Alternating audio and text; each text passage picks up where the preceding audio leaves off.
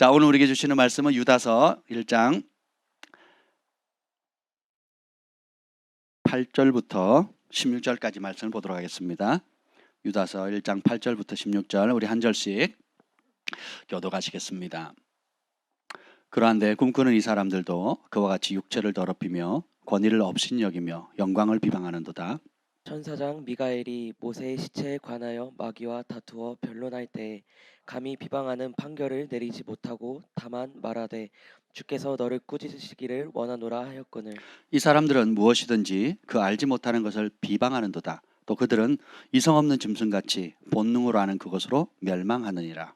화 있을진저 이 사람들이여 가인의 길에 행하였으며 삭스를 위하여 발람의 어그러진 길로 몰려갔으며 고라의 패역을 따라 멸망을 받았도다. 그들은 기탄 없이 너희와 함께 먹으니 너희의 애찬의 암초요 자기 몸만 기르는 목자요 바람에 불려가는 물 없는 구름이요 죽고 또 죽어 뿌리까지 뽑힌 열매 없는 가을 나무요.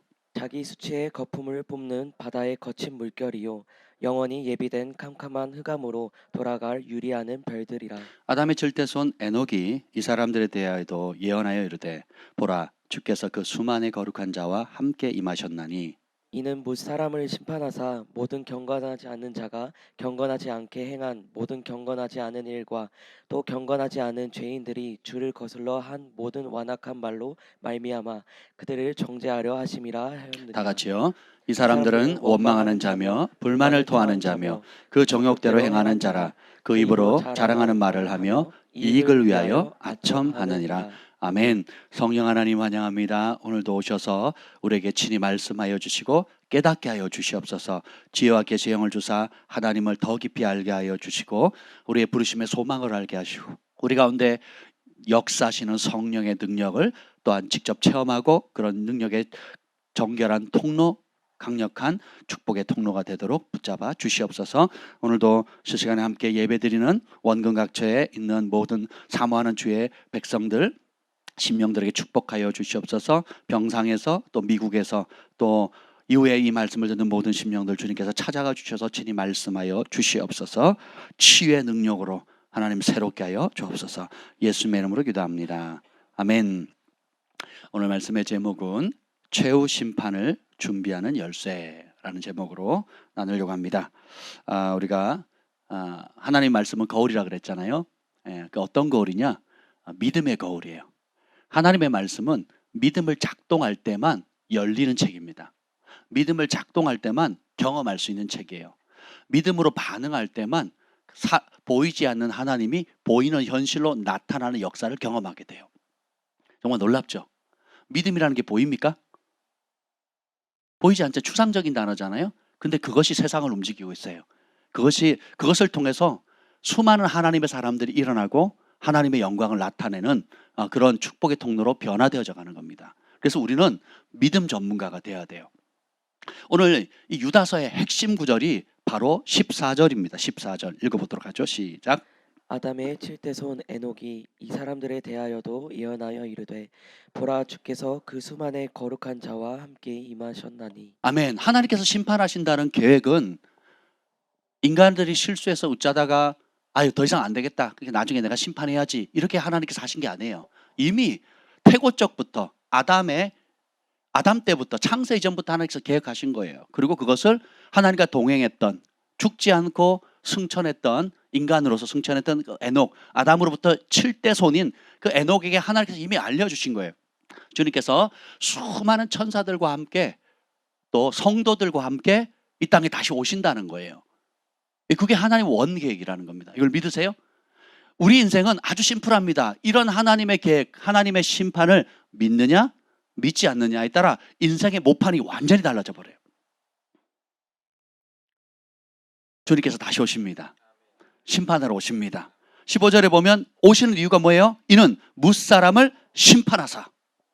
심판하러 오신다는 거예요. 이 심판의 대상은 예외가 없습니다. 따라합시다. 모든 사람. 모든 사람은 하늘이 볼 때 우리는 이 땅에서 한국 사람, 미국 사람, 일본 사람을 보는데 하늘에서 볼 때는 두 종류의 사람밖에 안 보여요. 경건한 사람, 불경건한 사람이에요. 경건한 사람이 뭡니까? 하나님 앞에 사는 사람이죠. 하나님을 인정해요. 하나님을 인정할 수 있는 유일한 길, 하나님께로 나아갈 수 있는 유일한 길이 누구를 통해서요? 예수님을 통해서죠. 그래서 예수님이 내 삶의 중심인 사람과 예수님이 아닌 다른 모든 그럴싸한 것을 인생의 중심으로 삼는 삶, 이것이 경건함과 불경건함의 분기점이 되는 거예요. 그래서 예수님이 하신 말씀이 내 인생의 목적인 사람, 그리고 그것을 버리고 내가 생각하기에 좋아하는 또 세상의 어떤 흐름, 조류, 또 그 시대에 유행하고 있는 것들, 그 시대의 사람들이 선망의 대상이 되는 이런 것들을 쫓아가느냐, 이것에 따라서 우리 인생은 완전히 다르다는 것입니다. 그래서 우리 믿음의 기초는 하나님의 계획, 하나님이 말씀하신 그 하나님의 태초부터 계획하신 그 계획을 대해서 우리가 어떻게 반응하느냐에 따라서 전혀 다른 결과를 초래하게 되는 겁니다. 주님이 다시 오심을 믿으십니까? 심판하러 오심을 믿으세요? 그 심판 날에는 경건한 자에게는 가장 영광스러운 날이 될 것이고 불경건한 자에게는 최악의 날이 될 것입니다. 그래서 경건한 자에게는 이 땅의 삶이 영혼의 관점에서 가장 낮은 차원의 삶이 될 것이고 가장 고통스러운 삶이 될 것이고, 그러나 불경건한 사람들에게는 하늘의 관점, 영혼의 관점에서 보면 이 땅의 삶이 최고로 멋진 추억이 될 거예요. 왜냐하면 이후에 주님이 심판한 이후에 영원한 그 천년왕국과 새하늘과 새 땅이 열려지게 되면 이 땅의 삶은 비교도 되지 않는다는 겁니다. 하나님 주실 영광, 상급, 칭찬, 이것이 믿어지면 여러분은 하나님의 자녀가 되는 거예요. 이것이 믿어지면 우리의 삶의 기준과 방향성이 완전히 달라집니다. 이것이 믿어지면 여러분이 예수님의 이름 때문에 고난받고 또 가정에서, 직장에서, 일터에서, 범사의 삶 가운데 주를 위해 살아가는 그런 모든 삶으로 오는 고난들이 전혀 다른 가치로 보여지기 시작하는 거예요. 근데 이게 안 보이면 예배가 괴롭습니다. 말씀 듣는 것도 힘들고 기도하는 것도 곤욕이고, 그리고 의무감에 혹은 어쩔 수 없이 그리고 속으로는 세상을 더 사랑합니다. 그래서 두 마음 세 마음으로 쪼개지는 거예요. 그래서 교회 와도 불편하고 세상에 가도 불편한 이중적인 삶을 살게 되는 거죠. 하나님은 온전히 마음을 주께로 정한 사람을 찾고 계셔요. 여러분 진짜 행복하기를 원하시죠? 그러면 두 발, 양다리 걸친 삶을 하나로 두는 겁니다. 그런 순간 여러분은 행복해지는 거예요. 하나님은 우리를 그렇게 만드셨다는 것입니다. 그래서 우리가 최후 심판을 주님께서 에녹을 통해서 알려주셨으니까 맞이할 준비를 해야 되겠죠. 네, 그것을 맞이할 수 있는 열쇠를 하나님께서 이 유다서를 통해서 주신 겁니다. 여러분 열쇠의 기능에 대해서 잘 아시죠? 예, 저희가 길동에 이사를 했는데 그 전주인이 한 꾸러미에 열쇠 꾸러미를 줬습니다. 수십 개가 달려 있는 것 같아요. 이게 뭡니까 그랬더니 그 주인이 뭐라 그러는 줄 아세요? 저도 모릅니다 그러더라고요. 그냥 이 집에 있는 열쇠래요. 그래서 방 모든 화장실 모든 열쇠 한 꾸러미를 줬습니다. 근데 이제 처음 가서 이제 적응이 안 됐을 텐데 우리 아이들이 소망이 온유가 막 이렇게 하다가 실수로 누군지 모르겠지만 화장실에 들어서 문을 잠그고 나와 버렸어요. 그래서 아빠 문이 잠겼습니다. 문 좀 열어주세요. 두 가지 방법 있죠. 부수든지 아니면 열쇠로 열든지. 그래가지고 뭐 이래도 안 되고 저래도 안 돼서 이제 그 신발장에 있는 그 열쇠 꾸러미를 받아와가지고 그 한 열 몇 개 되는 꾸러미를 가지고 일일이 다 넣어본 거예요. 정말 간절하고 애절한 마음으로. 왜냐하면 화장실 문을 못 열면 어떻게 돼요? 지금 급한데, 그죠? 이게 화장실이 굉장히 우리 집에서 중요한 역할이고 가장 많이 사용하는 공간이잖아요. 그래서 열심히 했는데 그 여러 개, 그 수십 개 되는 열쇠를 전부 다 동원했는데도 안 열리는 거예요. 생긴 건 비슷하고 크기도 거의 비슷하고 그 톱니 모양도 거의 비슷하잖아요. 근데 안 열려요. 내가 아무리 간절히 열고 싶은 소망이 있다 할지라도, 그리고 그렇게 그것을 진짜 원한다 할지라도 열려요, 안 열려요? 왜 안 열립니까? 그 자물쇠에 맞는 열쇠가 아니기 때문이죠. 우리 인생의 열쇠도 마찬가지라는 거예요. 우리가 주님을 맞이한다고 다 같이 준비하지만 각자 이렇게 하면 잘 될 거야, 저렇게 하면 잘 될 거야, 이렇게 하면 인생은 행복할 거야, 저렇게 하면 성공할 수 있을 거야, 이렇게 하면 내가 행복할 거라고 많은 각자만의 수십 수백 가지의 열쇠들, 남들이 주신 열쇠들, 학교에서 준 열쇠들, 직장에서 준 열쇠들, 조상 대대로 가문에서 왔던 그런 다양한 열쇠들을 동원해봐도 하나님이 말씀하시는 예수님께서 주신 그 열쇠를 사용하지 않는 한 아무리 소원해도 열려요, 안 열려요? 안 열리는 거예요. 그런데 너무 감사하게도 하나님께서는 이 유다를 통해서 우리에게 그 열쇠를 주셨어요. 아멘. 유다서의 핵심이 뭡니까? 주님이 오신대요. 심판을 오신대요. 상 주시러 오신대요. 벌을 주시러 오신대요. 그래서 뭐 하래요? 준비하라는 거예요. 그 준비할 열쇠를 주시는 겁니다. 한 번뿐인 인생, 한 번 죽는 건 사람에게 정한 것이고 그 위에는 뭐가 있다고요? 심판이 있다고 그래요. 그럼 우리 인생은 뭐예요? 결산 준비하는 거예요. 결산. 이 땅의 삶이 전부가 아니라는 겁니다. 그래서 이미 우리가 살펴봤듯이 이 하나님의 말씀은 거울이라 그랬죠. 여러분이 경상도 스타일로 자신을 보거나 다른 사람을 평가하기 시작하면 불행해지는 겁니다. 전라도 스타일로 자신을 평가하거나 혹은 한국 문화로 혹은 학교에서 배운 그 배움의 안경, 지식의 안경으로 여러분 자신을 평가하고 인생을 평가한다면 그건 잘못된 열쇠를 작동시키는 거예요. 그러면 제대로 작동하려면 뭘로 기준을 삼으셔야 돼요? 하나님의 말씀이죠. 그래서 오늘 최후 심판을 준비하는 열쇠를 이 유다서를 통해서 우리가 배우려고 합니다. 이미 앞서 많이 살펴봤지만 이 잘못된 열쇠를 알려주죠. 그 첫 번째가 뭐예요? 8절 읽어보겠습니다. 8절이 이 잘못된 삶을 살아가는 것의 핵심을 담고 있어요. 시작.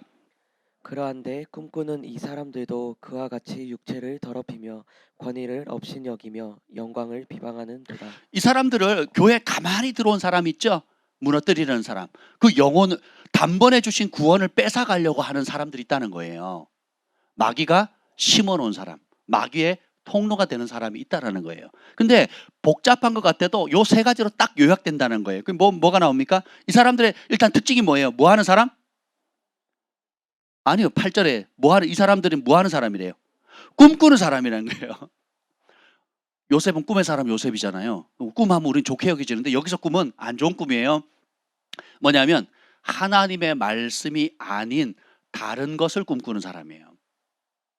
내가 원하는 꿈, 내가 만든 꿈, 내 인생에서 하나님의 진리를 뺀 꿈이에요. Boys be ambitious. 우리 어릴 때 젊은이여 야망을 가져라. 뭐 그게 굉장히 그럴싸해 보였어요. 제가 중학교 때 그 공책에 보면 Boys be ambitious. 여러분 그런 세대가 아니시군요. 젊은이여 야망을 가져라. 뭐 영어 선생님도 가르쳐 주시고 막 그게 무슨 속담이고 그 단어를 쓰면 굉장히 좀 뭔가 좀 있어 보이고 뭐 그랬었습니다. 완전히 성경과는 반대되는 가르침이거든요. 하나님 없이 꿈꾸는 사람.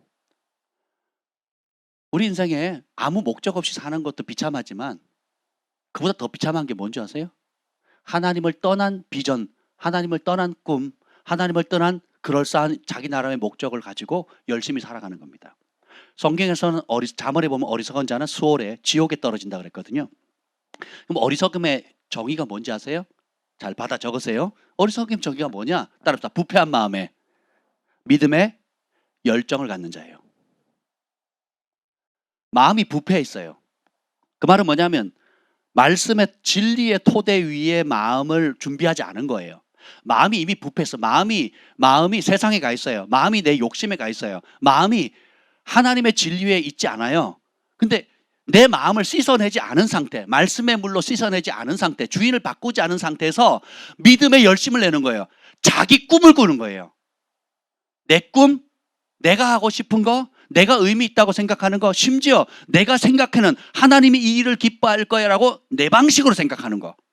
내 방식으로 헌금하고 내 방식으로 돈 쓰고. 어떤 사람은 11조를 자기 마음대로 씁니다. 11조를 자기 마음대로 써요. 우리 교회를 못 믿겠다는 거예요. 우리 목사를 못 믿겠다는 거예요. 그래서 내가 생각하기에 더 어려운 사람, 내가 생각하기에 뭐 어떤 사람, 그래서 자기 나름대로 씁니다. 여러분, 전에도 말씀드렸잖아요. 11조의 헌물은 하나님 거라고. 내가 관장할 수 있는 게 아닙니다. 제가 사역자지만 제사장들도 11조를 하게 돼 있거든요. 레위인들도 11조를 하게 돼 있어요. 그리고 그 정한 그 용도가 명확합니다. 레위인들이 11조 한 게 어디로 가는 줄 아세요? 교회 운영에 쓰는 게 아닙니다. 제사장들에게 주는 거예요. 지금 교회가 쓰는 방식하고 많이 다르다고요. 우리가 성경을 모르니까 인간적으로 자꾸 해석하는 거죠. 그리고 구제는 어떻게 해야 됩니까? 하나님이 여러분이 손으로 하는 그 일에 축복한 그 수익대로 하는 거예요. 구제는 교회가 하는 게 아니에요.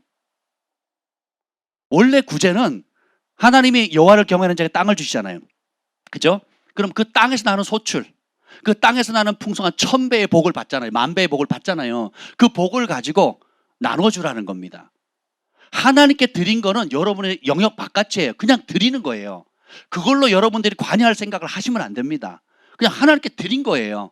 제가 어떤 사람들에게 뭔가를 드릴 때도 마찬가지지만 선물을 하든 뭘 하든 드렸으면 끝난 거죠. 어떻게 썼냐, 왜 잘못 썼냐 할 필요가 있어요, 없어요? 그 심판은 하나님이 하시는 거예요. 그러면 왜 교회가 선한 일을 하지 않느냐, 왜 내 생각에 뭐 이런저런 걸 안 쓰냐 할 권한이 있어요, 없어요? 없어요. 그건 여러분 영역 바뀌라니까요. 진짜 여러분이 돕고 싶고, 진짜 여러분이 구제하고 싶고, 진짜 여러분이 선교하고 싶다면 하나님이 여러분에게 분기주시는 땅, 기업, 여호와를 경외하는 자에게 주시는 그 땅의 유업들을 통해서 거기서 낸 소출, 여러분의 직장과 사업을 통해서 낸 소출을 통해서 힘 닿는 대로 여러분들이 구제하는 겁니다. 선교하는 거예요. 플러스 이제는 또 교회대로, 교회가 또 하나님 앞에 해야 될 일들이 있잖아요. 이걸 분리하셔야 돼요. 백부장, 이방인 백부장 고넬료가 성경에 등장하는, 사도행전에 등장하고 예수님 시대에 등장하는데, 백부장의 하인이 그 중풍에 들려가지고 고통 가운데 있을 때에 사람들이 와서 권하죠. 저 사람 꼭 좀 고쳐달라고. 왜냐하면 우리를 위해서 회당도 지어주고 우리를 위해서 선한 일 많이 했다는 거예요. 그래서 유대인들이 오히려 압제하는 로마 백부장을 향해서 긍휼을 베풀려다고 예수님께 얘기하거든요. 보세요. 그리고 사도행전에도 보면 백부장 고넬료가 나오죠. 그 사도행전의 고넬료 보면 구제를 많이 하고 항상 기도했다 그랬죠. 그러면 백부장이 뭘로 구제합니까?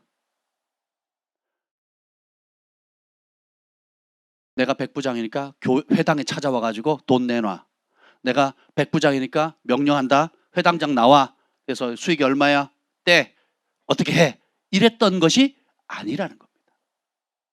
욥도 보세요. 하나님께 드릴 걸 다 드립니다. 그런데 욥이 자신을 향해서 뭐라고 합니까? 나는 고아들의 아비고 나그들이 올 때마다 그냥 보낸 적이 없다 그러거든요.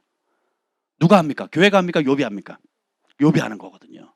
아브라함도 구약의 모든 인물들 자세히 보세요. 그래서 여러분이 전통과 교리라는 것이 그 시대에는 좋은 방편이었는데 그것이 하나님 말씀을 능가하는 순간 종교의 영이 돼버리는 거예요. 그래서 하나님의 말씀의 본질을 뒤틀어 버리는 겁니다. 좋은 의도로 시작했는데 시간이 지나면서 사람들이 악용하는 거거든요. 그래서 여러분들이 진리를 모르면요, 그게 정당하다고 생각하는 거예요. 작은 예를 드린 것 뿐입니다. 그래서 우리가 하나님 말씀을 얼마나 섬세하게 봐야 되겠어요. 어떤 분들이 지금 교회 안에 제가 권면했지만 유다서를 지금 암송하는 분들이 꽤 늘고 있어요. 암송하시고 도전하시는 분만 아멘 해보세요. 좀 다시 한번요. 도전하시는 분 아멘. 아멘. 예. 도전하실 분 아멘. 네, 좋아요. 한번 해보세요. 근데 도전하시는 분들이 뭐라고 얘기를 하시냐면 전에 안 보이던 게 보인다는 거예요.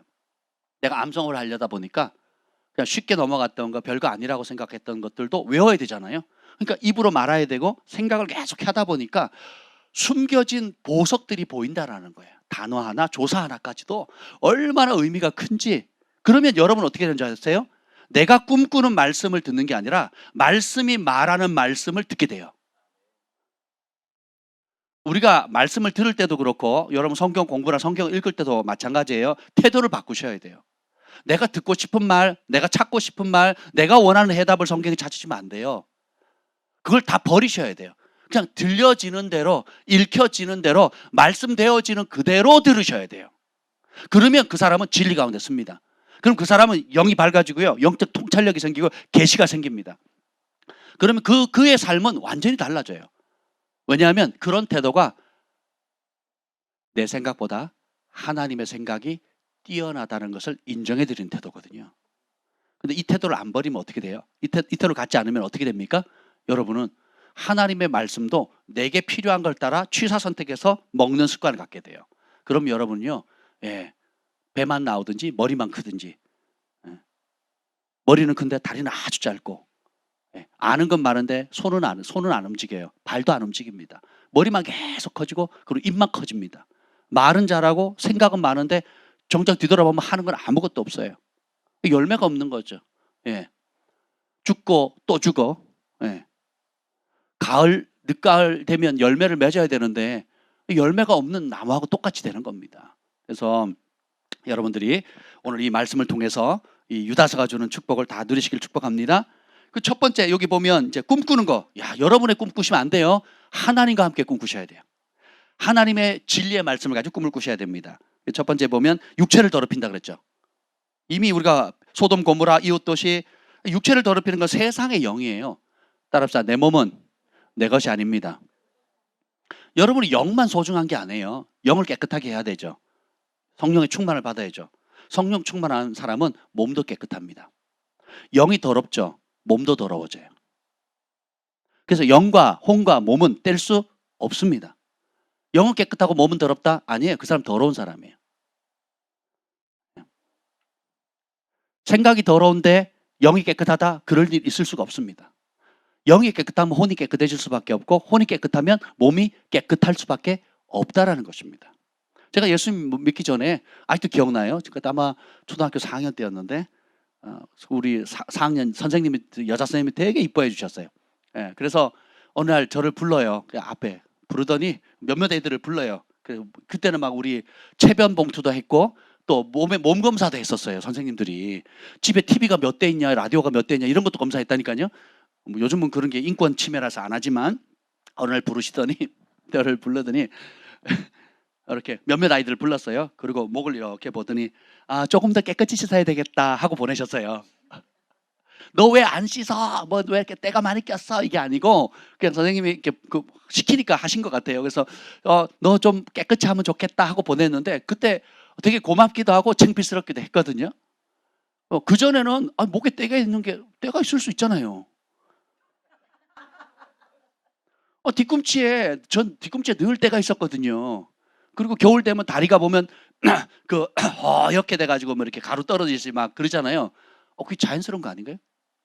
그렇잖아요. 뭐 한겨울에 뭐 겨울이라서 목욕할 수도 없고 저희 때는 목욕이 그 개울가에서 한 거거든요. 추운 겨울에 그 찬물에서 이렇게 목 뒤를 씻을 수 없잖아요. 샤워할 수가 없잖아요. 그러니까 당연히 햇볕에 끌려서 까무잡잡한 데다가 목에 때줄이 쭉 가 있고 그리고 다리나 뭐 뒤꿈치 보면 늘 때가 있는 게 정상이었거든요. 서울 사람들이 비웃는 거 보세요, 이게. 하늘 아래 첫 동네에 살고 있는 산골 소년에게는 너무너무 자연스러운 일이었어요. 저만 그런 게 아니고 대부분 그랬어요. 우리 깨끗한 놈을 보면 저놈은 샌님이야, 샌님.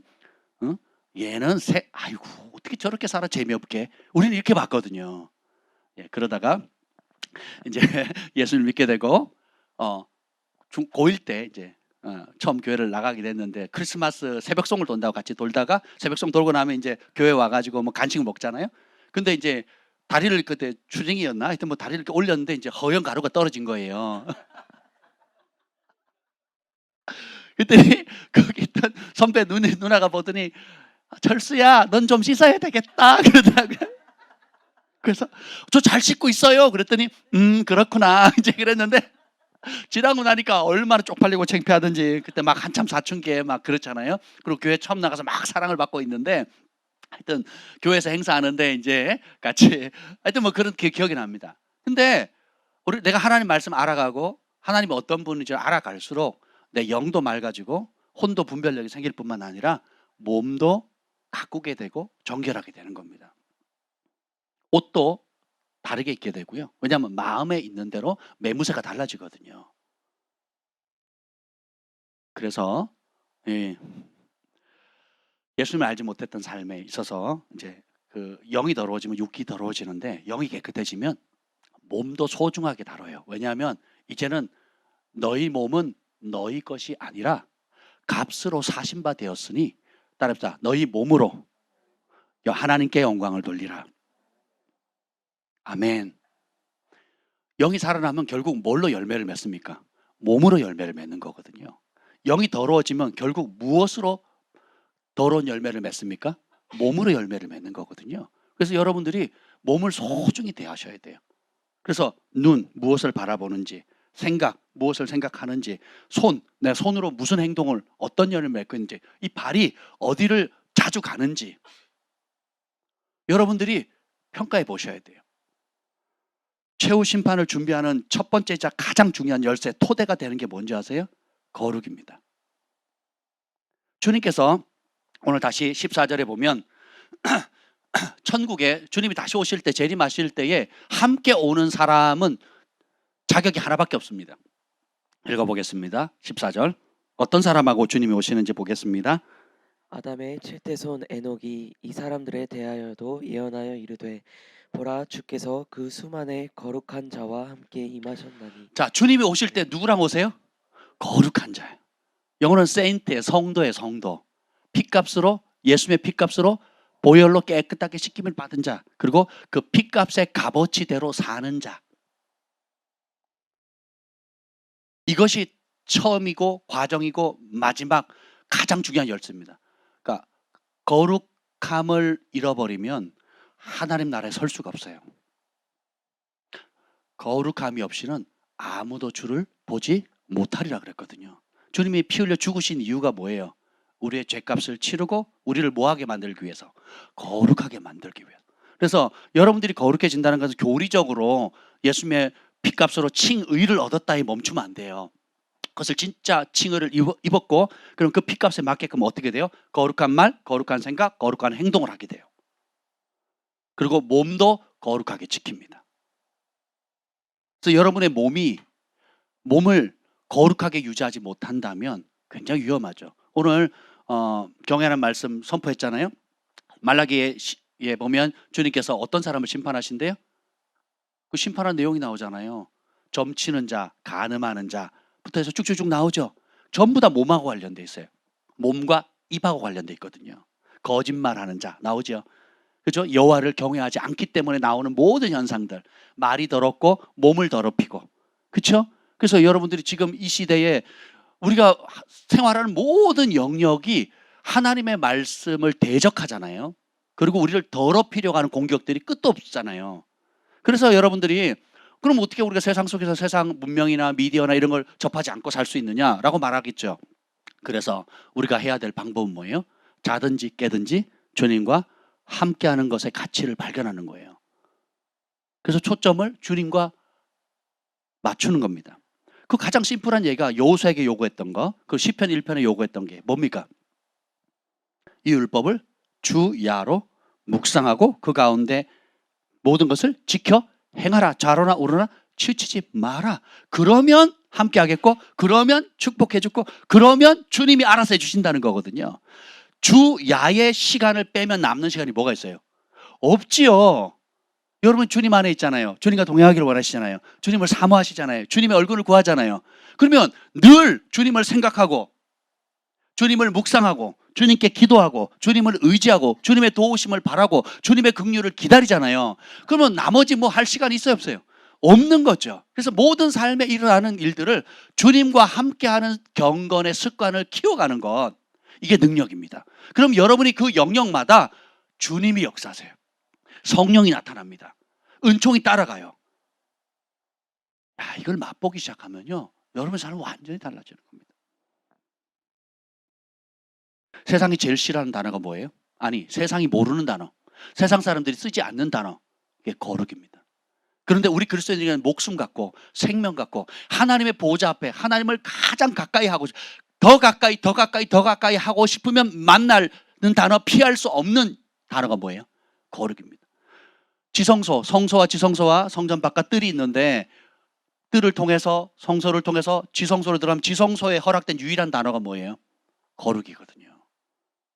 성전에는 어떤 글자도 허용하지 않습니다. 성막에도 그렇고 솔로몬 성전, 그리고 헤롯 성전, 그리고 앞으로 있을 모든 성전에 어떤 성전 안은 하나님 거하실 초소이기 때문에 어떤 단어도 허용을 안 해요. 근데 유일하게 허용되는 단어가 뭐예요? 거룩이거든요. 그래서 대제사장이 1년에 한 번 이 관패에 쓰죠. 여호와께 성결. 그래서 구별된 삶을 살라, 거룩함을 지키라. 이전에 있던 목사님이 저걸 모토로 잡으신 거예요. 그래서 제가 이걸 보고 이 교회를 오게 됐거든요. 그래서 저희가 지금 이 교회를 사용하게 되는데 얼마나 감사한지 모릅니다. 그래서 하늘이 가장 귀하게 여기는 그 단어, 그 속성을 우리가 깨달아서 동일한 무게, 동일한 소중함, 그 아주 진지하게 받는 사람이 경외하는 자예요. 하늘은 너무 귀하게 생각하고 그것이 살 길이라고 우리에게 알려주는데 우리는 그거는 말고요. 그거는 싫어요. 그리고 그걸 우습게 여기면 그 사람은 스스로 멸망의 길을 자초하게 되는 겁니다. 근데 지혜가 어디 있어요? 하늘이 소중히 여기는 것을 소중히 여기는 겁니다. 내가 거룩하니 너희도 거룩하라. 거룩함이 없이는 아무도 주를 보지 못하니라. 거룩함을 버리는 자는 그에게 너에게 그 성령을 주신 하나님을 버리는 거예요. 하나님을 버리는 거예요. 하나님의 영의 이름이 뭡니까? 성령이잖아요. 거룩한 영이잖아요. 거룩하려고 피 흘리셨는데, 그래서 우리가 거룩에 목숨을 걸어야 돼요. 오늘 아침에도 우리 김 목사님 눈 뜨자마자 저에게 이런 얘기를 했어요. 박 목사님이 거룩의 승리라면 하나님께서 어마무시한 일들을 행하실 겁니다. 목회자에게도 가장 치열한 싸움이 거룩이거든요. 하물며 여러분이 날마다 일상의 삶 가운데 세상과 부딪혀가면서 그 지키기가 쉽지가 않죠. 그래서 성령을 주셨어요. 그래서 말씀을 주셨어요. 근데 우리는 말씀을 예배 때 듣는 걸로 혹은 양육 시간에 듣는 걸로 그 시간에 묶어버렸거든요. 교회 바깥을 나가는 순간 잊어버리고 양육이나 셀 모임이 끝난 순간 잊어버리거든요. 그 습관을 벗어버리셔야 돼요. 시편 1편 1절 뭐예요? 복이 있는 자는 악인의 길을 쫓지 않고 죄인의 길에 서지 않고 오만한 자의 자리에 앉지 않고 쭉쭉쭉 하면 오직 이 율법책을 즐거워하여. 여러분 즐거워하십니까? 하나님 말씀을 즐거워하세요? 제가 성경책 일부러 보여드리는 이유가 있죠. 보세요. 지금 보세요. 어떻게 돼 있나? 이런 제 성경은 다 이렇습니다. 이런 게 여러 권 되거든요. 이 말씀이 너무너무 즐거운 거예요. 이 율법책을 즐거워하여 주야로 묵상하는 거예요. 뭐 하려고? 순종하려고. 지식으로 채우려고가 아니에요. 여러분 순종하기 위해 말씀을 읽으시기를 축복합니다. 배움을 통한 지식이 쌓이는 즐거움, 그것을 모르는 것을 깨닫는 즐거움도 크지만 하나님 나라는 깨닫고 즐거워하는 것에 멈추는 사람은 아무것도 아닙니다. 모래 위에 집 짓는 자고 오히려 더 큰 심판을 받는다 그랬거든요. 그럼 진정한 축복은 뭐예요? 순종하기 위해서 말씀을 배우는 거예요. 순종하기 위해서 깨닫는 겁니다. 그럼 어떻게 해요? 깨닫고 말씀을 들은 다음에 어떻게 해요? 내 삶 가운데 적용하는 거죠. 그것을 유다서가 이 짧은 한 장에 어마무시하게 기록하고 있어요. 그래서 여러분 몸을 소중히 가꾸시길 바랍니다. 우리 10대들 여러분의 몸을 깨끗하게 순결하게 온전히 가꾸셔야 돼요. 이것이 축복입니다. 여기 보면 막달라 마리아가 나오잖아요. 7 귀신 들렸고 몸을 파는 삶이었지만 그가 예수를 만난 이후의 삶은 어떻습니까? 7배로 주님을 더 사랑하거든요. 자신의 전부를 깨뜨리거든요. 그 어떤 죄인보다 과거에 자기가 지었던 그 어떤 추악한 죄와는 비교도 안 되는 예수님의 거룩한 옷을 입었기 때문에 주님을 가장 뜨겁게 사랑하는 사람. 그래서 주님이 부활하셔서 베드로도 아니고 야고보도 아니고 요한도 아닌 그 성경에 등장하지도 않았던 7 귀신 들린 동네 사람 다 죄인이라고 손가락질 받는 그 여인에게 찾아가시잖아요. 이게 하늘의 관점이에요.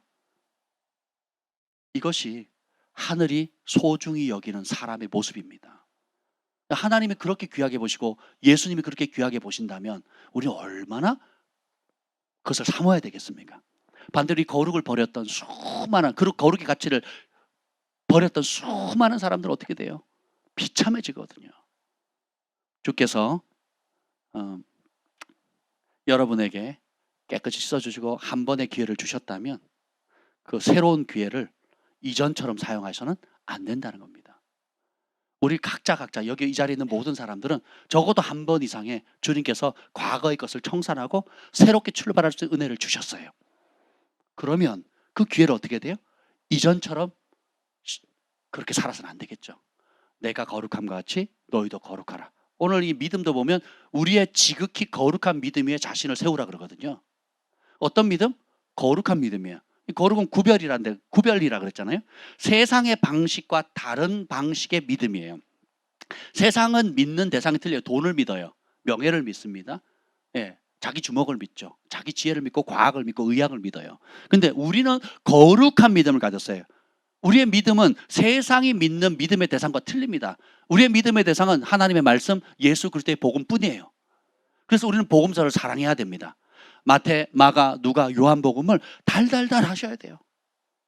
그냥 달달달 하셔야 돼요. 내가 많이 안다가 아니라 내가 한 구절을 읽더라도 한 장을 읽더라도 내가 그 말씀에 어느 영역을 순종하고 있는가, 어느 영역을 순종하지 못하고 있는가, 어느 말씀의 혜택을 지금 누리고 있는가, 어느 말씀의 영역을 내가 아예 맛도 못 보고 살고 있는가, 여러분이 날마다 자문해 보시고 그걸 기도 제목으로 삼으셔야 돼요. 그걸 배우려고 애쓰셔야 돼요. 제가 참 요즘 기쁜 게 한 가지가 있는데, 우리 우리 두 부부를 제가 양육을 하고 있습니다. 마태복음을 지금 하고 있거든요. 복음서를 13장까지 갔어요. 1장부터 시작해가지고 13장까지 갔습니다. 제가 수백 명의 사람들 양육했어요. 지금까지. 앞으로도 할 것이고 죽는 날까지 할 겁니다. 하나님 기회 되는 대로, 허락되는 대로. 그런데 이 하나님의 말씀을 배우는 이 시간을 이 두 분처럼 사모하고 소중히 여기는 분을 극히 드뭅니다. 목사님 바쁘신데 이렇게 귀한 시간을 내주셔서 너무너무 감사하다고. 두 분은 금식하는데요, 항상 과일을 준비해 놓습니다. 두 분은 금식하는데 항상 맛있는 음료를 준비해 놔요. 그래서 제가 안 먹습니다. 남으면 다 싸줘요. 그래서 제가 싸가지고 갑니다. 그래가지고 주중에 먹습니다. 주중에. 하나님의 말씀, 예수 그리스도의 복음을 제가 이렇게 가르쳐 본 적이 없어요. 여러 양육 도구들, 다양한 것들을 제가 알고 있고 자료도 무지 많습니다. 얼마든지 활용할 수 있는 것들이 많지만 제가 어느 날 깨달았어요. 그런 좋은 양육 교재들은 인스턴트 음식 같아요. 원하는 만큼, 원하는 주제에, 원하는 방향으로, 그러니까 그걸 만든 사람의 방향으로 이끌어가요. 장점은 빨리 배울 수 있고 쉽게 배울 수 있고 재밌게 배울 수 있는 장점이 있는데, 단점은 그걸 만든 사람의 의도대로 흘러가게 돼 있어요. 그런데 스미스 위글스워스는 그렇게 하지 않았어요. 예수님은 그렇게 하지 않았습니다. 지금 유대인 랍비들도 그렇게 하잖아요. 어떻게 하는 줄 아세요? 그냥 말씀 자체를 직면하게 해요. 말씀을 한 구절 한 단어, 유대인들이 아이들이 12살이 되기 전에 토라를 다 암송하게 하잖아요. 그러면 그 암송을 체크할 때, 랍비들이 체크를 할 때 손을 걷고, 랍비들 다 이미 외운 사람들이잖아요. 아이가 외우면 토시 하나까지 다 체크를 하는 거예요. 토시 하나라도 틀리면 다시 탈락이에요. 탈락. 다시 해야 돼요. 그렇게 체크를 하거든요. 왜냐하면 이건 사람의 작품이나 소설이 아니고 하나님의 숨겨진 하나님의 성령을 통해서 우리에게 주신 거룩한 말씀이기 때문에 그렇게 진지하고 무겁게 받아들이는 거거든요. 그래서 제가 그걸 깨달았어요. 말씀을 이렇게 가르쳐야 되겠다. 그래서 지금 벌써 일반 양육 교재를 써서 벌써 끝났을 겁니다. 벌써. 순종 양육 교재를 하거나 다른 양육 교재를 6단계 6기초 7단계, 또 CCC에 쓰는 거, 또 예수전산에 쓰는 거, 또 유명한 교회에서 온누리교회에서 쓰는 거, 또 내비게이트에서 쓰는 거, 여러 가지 썼다면 벌써 끝났을 겁니다. 그렇게 하지 않고 하나님 말씀을 토시 하나하나 읽는 거예요. 그리고 그 말씀이 우리에게 말씀하도록, 그리고 그 말씀 앞에 정직하게 반응하도록. 때로는 내가 좋아하는 말씀도 있지만 때로는 부담스러운 말씀도 있고 때로는 목에 걸려가지고 삼키지 못하겠는 거예요. 어떤 분이 화장실에 그 얘기를 하더라고요. 유다서를 암송하는데 10절에서 딱 걸렸대요. 10절에서 딱 걸려가지고 더 이상 넘어갈 수가 없더래요. 10절에 가시가 박혔습니까? 왜 그럴까요? 말씀이 내 영에 부딪힌다는 거거든요. 다른 사람에게 10절이 뭐예요? 이성 없는 진실같이 본능으로 행한다, 이 말씀인데, 아니 그분은 그 말씀이 걸려서 그 다음 구절을 못 넘어간다는 거예요. 여기 무슨 방어막을 친 것도 아니고, 그죠? 그럼 뭐예요? 여러분, 하나님의 말씀이 살아있다는 증거거든요. 정직하게 부딪힌다는 거예요. 그러면 남들에게 10절은 아무 의미가 없을지 몰라도 지금 나에게 이 10절은 어마무시한 의미가 있다는 거예요. 성령께서 지금 나에게 주시는 말씀이라는 거죠. 그것이 소망과 기쁨으로 달콤하게 다가와도 축복이고, 그것이 삼키지 못하는 가시처럼, 쓴 약처럼, 그리고 쳐다보기도 싫을 정도로 힘겹게 오든 그것도 축복이에요.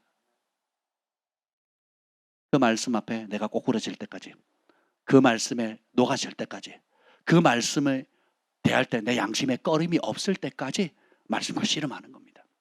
그럼 그게 진짜 변화가 일어나요. 그러지 않으면요, 유튜브 투어하는 거예요. 듣고 싶은 소리, 자극적인 소리.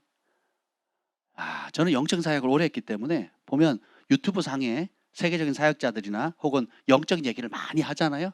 진짜 혹하죠. 근데 저는 말씀을 아는 사람이라 들어보면요, 선을 넘은 게 한두 가지가 아닙니다.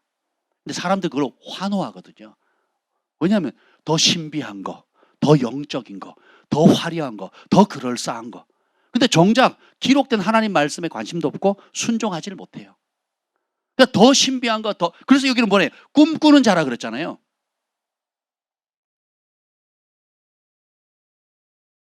구약의 선지자들도 가짜 선지자들을 표현할 때 뭐라 그럽니까? 환상을 지어낸다 그랬거든요. 꿈을 지어낸다 그래요. 그게 어떻게 가능합니까? 말씀을 버리고 내 욕심을 더 사랑하면, 말씀을 보다 선지자랄지라도 왕이 찾아와요. 왕이 어떤 질문을 합니다. 기도할 시간을 주세요. 그러면 왕이 뭘 원하는지 알아요, 몰라요?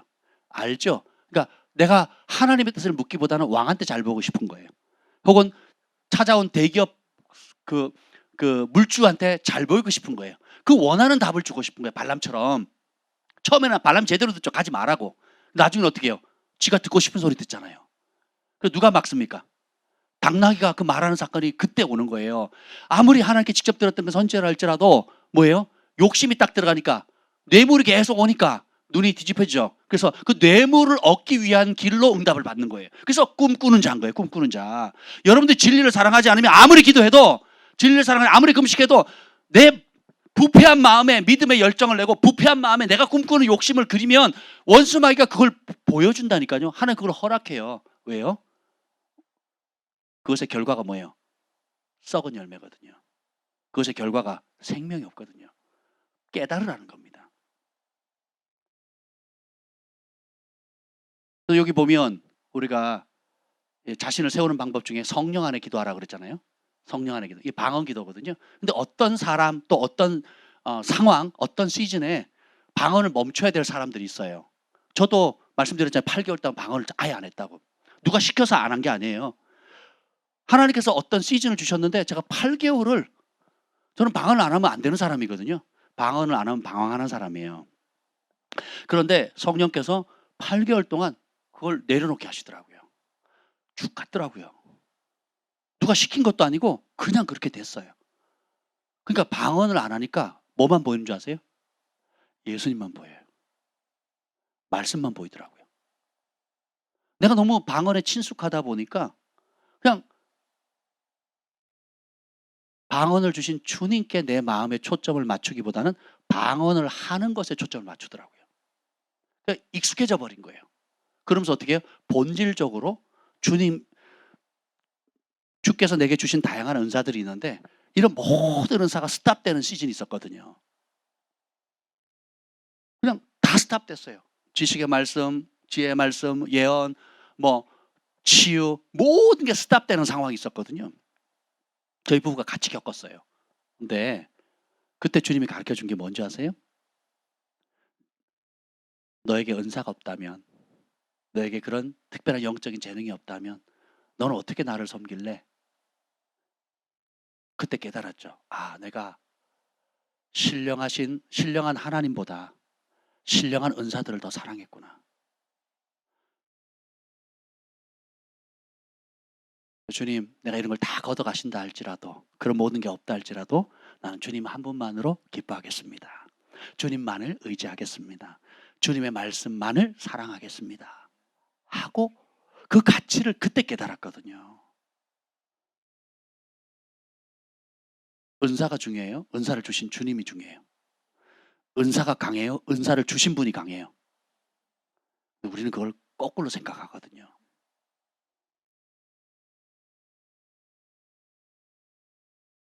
진리를 알지니 진리가 너희를 자유케 하리라. 내 말이 길이요 진리요 생명이라고 그랬잖아요. 내 말이 영이고 생명이라고 그랬잖아요. 그럼 우리가, 여러분이 예수님의 말씀을 점점점 사랑해진다. 그럼 여러분이 잘 가고 있는 거예요. 말씀을 듣는 게 즐겁고 설교 시간이 재밌고, 그리고 말씀 읽는 거, 암송하는 게 재밌다. 더 알고 싶다. 더 암송하고 싶다. 더 배우고 싶다. 더 순종하고 싶다. 잘 가고 있는 겁니다. 근데 내가 영적인 체험도 하고 열심도 내고 사역도 잘 되고 은사 나타나고 인정도 받는데 말씀을 가까이 하기 싫다. 말씀을 암송하거나 말씀을 더 깊이 배우거나 말씀 앞에 머무는 게 힘들다. 그럼 여러분은 꿈꾸는 길로 가고 있는 거예요. 방향이 점점점 틀어지고 있는 거예요. 이게 분별하는 방법 중에 하나입니다. 그래서 우리는 왜냐하면 말씀이 예수님이잖아요. 말씀이 하나님이시잖아요. 근데 그 말씀을 안 가까이 하고 말씀이 주는 혜택, 말씀이 준 은사들로 방향이 계속 간다면 타락했던 루시퍼의 길과 타락했던 3분의 1의 천사의 길을 가는 겁니다. 그들이 능력이 없었습니까? 그들이 영광이 없었습니까? 그들이 지혜가 없었나요? 그들은 여전히 신령하잖아요. 근데 뭘 버려요? 뭘 버렸습니까? 말씀을 버렸거든요. 말씀이 있으라는 자리를 벗어났잖아요. 말씀이 정한 권위를 벗어났거든요. 말씀이 말하고 하는 그 말 대신에 거룩한 자, 경건한 자를 비방하는, 대적하는 길로 갔잖아요. 여러분, 선명해지십니까? 분별이 오시죠? 아멘. 그래서 여러분, 최후 심판을 준비하는 열쇠가 바로 거룩이에요. 두 번째는 권위를 없인 여긴다 그랬죠. 여기 봅시다. 읽어봅시다. 이제 8절 다시 읽겠습니다. 시작. 그러한데 꿈꾸는 이 사람들도 그와 같이 육체를 더럽히며 권위를 없인 여기며 영광을 비방하는 세 가지 특징을 꼭 기억하셔야 돼요. 육체를 더럽힌다는 거. 그러니까 육체를 더럽힌다는 건 단순히 습관이 나쁘다는 게 아니에요. 영이 더러워졌기 때문에 자연스럽게 귀신 들린 사람, 더러운 귀신 들린 사람 말하는 거, 행동하는 게 다 더럽잖아요. 기본 반말 찍찍하잖아요. 그죠? 그죠? 근데 거룩한 사람은 거룩한 영을 받으면 거룩하고 온유하고 겸손하고 사랑하고 기쁘고 즐겁고, 그죠? 몸도 단정하고 생각도 단정하고 말도 단정하죠. 아멘. 네, 그렇습니다. 두 번째는 뭐예요? 권위를 없인 여긴다 그랬죠. 이 권위의 문제가 해결되지 않은 사람은요, 정말 위험한 사람입니다. 조금 이따 보겠고요. 영광을 비방한다 그러죠. 말의 문제예요. 여기서 영광은 신령한, 그러니까 영어 성경으로는 이렇게 표현되어 있어요. 뭐냐면 영적인 존재들이라는 거예요. 영적인 존재들. 영적인 하나님, 그리고 하나님이 세우신 거룩한 천사들, 그리고 영의 일들을 하는 구별된 종들을 얘기하는 겁니다. 그러니까 하나님이 세우신 영적인 지도자들과 하나님이 하시는 일들, 그리고 하나님 그분 자체를 비방한다는 거예요. 그 교회를 안 다니는 사람 가운데 교회를 가본 적도 없고 목사님 만나본 적도 없는데 목회자나 하나님이나 예수님을 정말 상상을 초월할 정도로 욕하는 사람들이 많습니다. 본 적도 없고 가본 적도 없는데 그냥 뉴스 듣고 그냥 지나가던 주변의 사람들을 바라보고 직접 성경을 읽어본 적도 없고 직접 교회를 나본 적도 없고 직접 주님께 기대해 본 적도 없는 사람이 이유를 불문하고 사악하게 대적하는 모습들을 보거든요. 여러분 주변에도 그런 사람들 있죠? 아무 이유 없어요. 왜 그러냐? 아무 이유 없대요. 싫다는 거죠. 이게 뭐예요? 그 안에 불순종하는 아들들 가운데 역사하는 영이 그런 안경을 씌워준 거예요. 그러니까 모르는 것을 비방하죠. 여기 보면 저희가 알지 못 10절 읽어보죠. 10절 시작. 이 사람들은 무엇이든지 그 알지 못하는 것을 비방하는도다.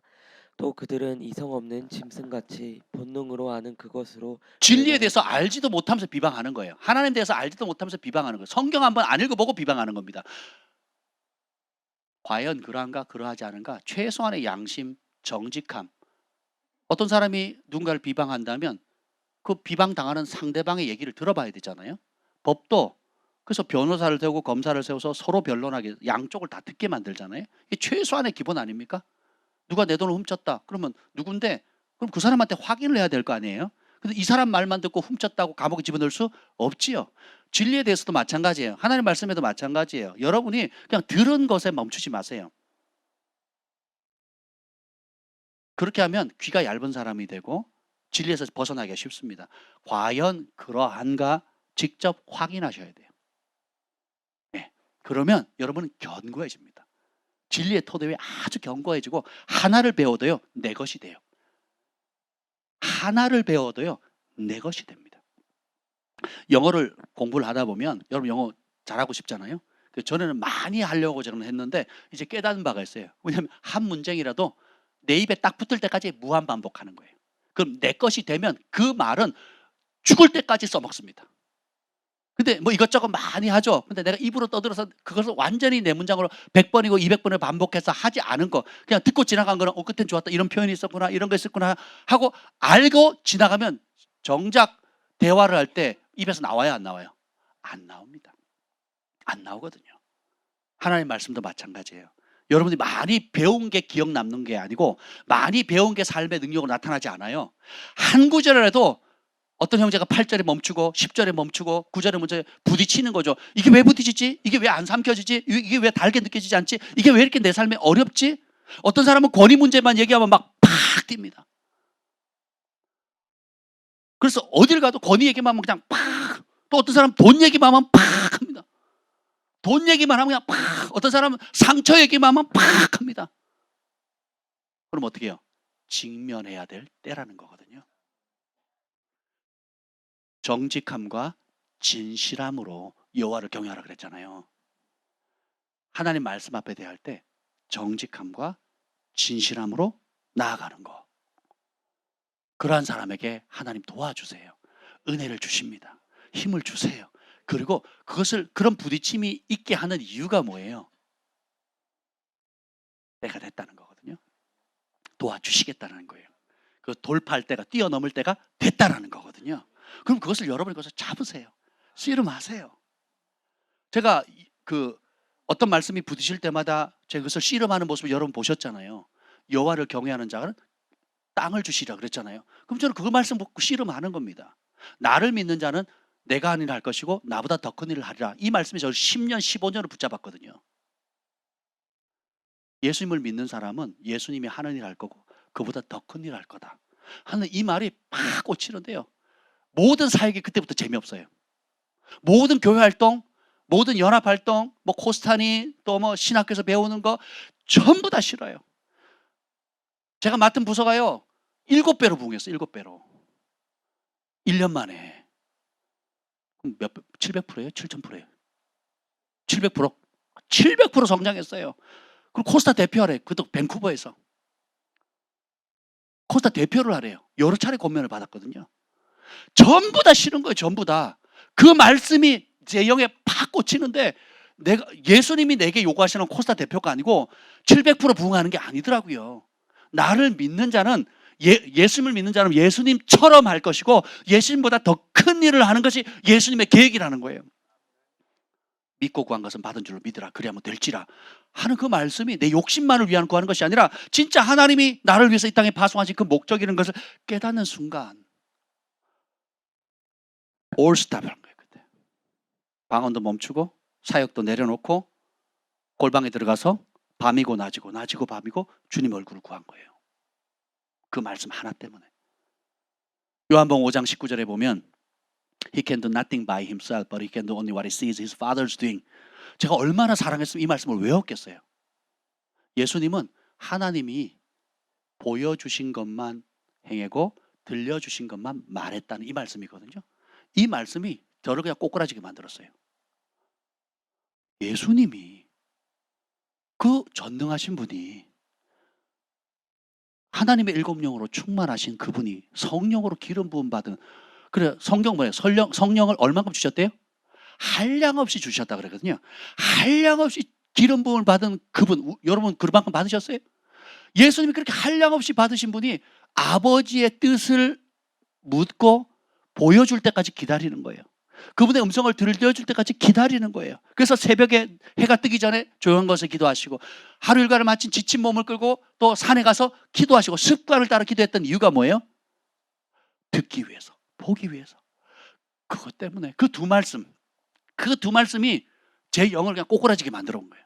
그래가지고 아유 코스타 대표도 싫고 교회에서 이 부서 저 부서 맡으라고 막 제가요 그 필리피노 캐네디안 교회도 섬겼고요. 거기서 영어로 설교를 하고 또 한국 교회도 하고 학생부 맡으니까 이제 청년부도 하라 그러고요. 그리고 신학교 학장을 하라 그러고요. 곳곳에서 그리고 뭐 밴쿠버에서 담임 목회 해달라고. 야 진짜 하필 그때 그 전에 알았으면 제가 뭐라도 하나 잡았을 텐데 다 내려놨잖아요. 다. 왜냐하면 그 말씀의 값어치와 비교가 안 되더라고요. 그래서 스스로 가난해졌어요. 사역을 내려놓으니 수입도 없죠. 좋은 자리 마다하니 야, 한번 생각해 보세요. 그래서 제가 뭘 선택합니까? 예수님을 택했거든요. 살아계신 그분을 만나고자 하는 그 갈망을 저희 부부가 하나가 되어서 주님의 얼굴을 구했거든요. 근데 그때 받았던 하나님의 은혜가 그 이후에 10년의 파장을 주더라고요. 주님의 얼굴을 구하는 그 자리로 돌아가는 것이 복입니다. 아멘. 여기 보면 권위를 없인 여기는 거에 대해서 3분의 1의 천사가 자기 자리 떠났죠. 고라도 천부장의 위치를 떠나죠. 가인이 왜 동생을 죽입니까? 하나님에 대한 분노잖아요. 하나님의 권위를 인정하는, 하나님이 받으셨으면 받은 이유가 있겠지라고 인정을 해야 되는데, 하나님이 제사를 받지 않았다면 받지 않은 이유에 하나님의 공의로우심, 하나님이 왜 누구는 받고 누구는 받지 않은지에 대해서 하나님께 자신의 기준을 맞춰줘야 되는데, 하나님께 맞추는 것이 아니라 가인이 분노하는 이유는 뭐예요? 자기에게 맞췄거든요. 여러분이 과거의 상처, 아픔을 해결하지 못하고 용서하지 못하고 그 원수의 덫에 꼭 갇혀서 못 나오는 이유가 뭐예요? 가인의 마음, 가인의 태도를 가지고 있기 때문에 그렇거든요. 가인의 태도는 심플해요. 내가 기준인 거예요. 아니, 내가 드렸는데 왜 안 받나는 거예요. 내가 이렇게 필요할 때, 내가 이렇게 아플 때, 내가 이런 상황에 나로부터 출발하면 해답이 없습니다. 근데 아벨은 하나님으로부터 시작하거든요. 하나님께 초점을 맞춰요. 하나님이 원하시는 거, 하나님이 기뻐하시는 거, 하나님이 인도하시는 거, 모든 기준이 하나님이에요. 이게 권위를 인정해 드리는 거예요. 3분의 1의 천사가 떠난 이유가 뭐예요? 하나님이 지정하신 자리, 하나님 맡기신 그 부르심의 자리를 떠나는 거거든요. 왜요? 자기 중심으로 생각하는 거예요. 나는 이 자리에 있을 사람이 아니야. 나는 이런 일을 할 사람이 아니야. 라고 생각한다면 여러분은요, 그 안에 루시퍼의 유혹이 있는 겁니다. 반대로 하나님을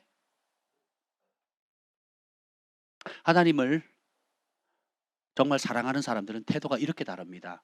뭐냐면 지극히 작은 것에 충성하는 법을 배우는 사람, 지극히 작은 것에 기쁨으로 섬기는 것을 배우는 사람, 그리고 내가 사람 앞에 인정받으려고 하는 것이 아니라 하늘의 인정을 받는다라고 준비하는 사람.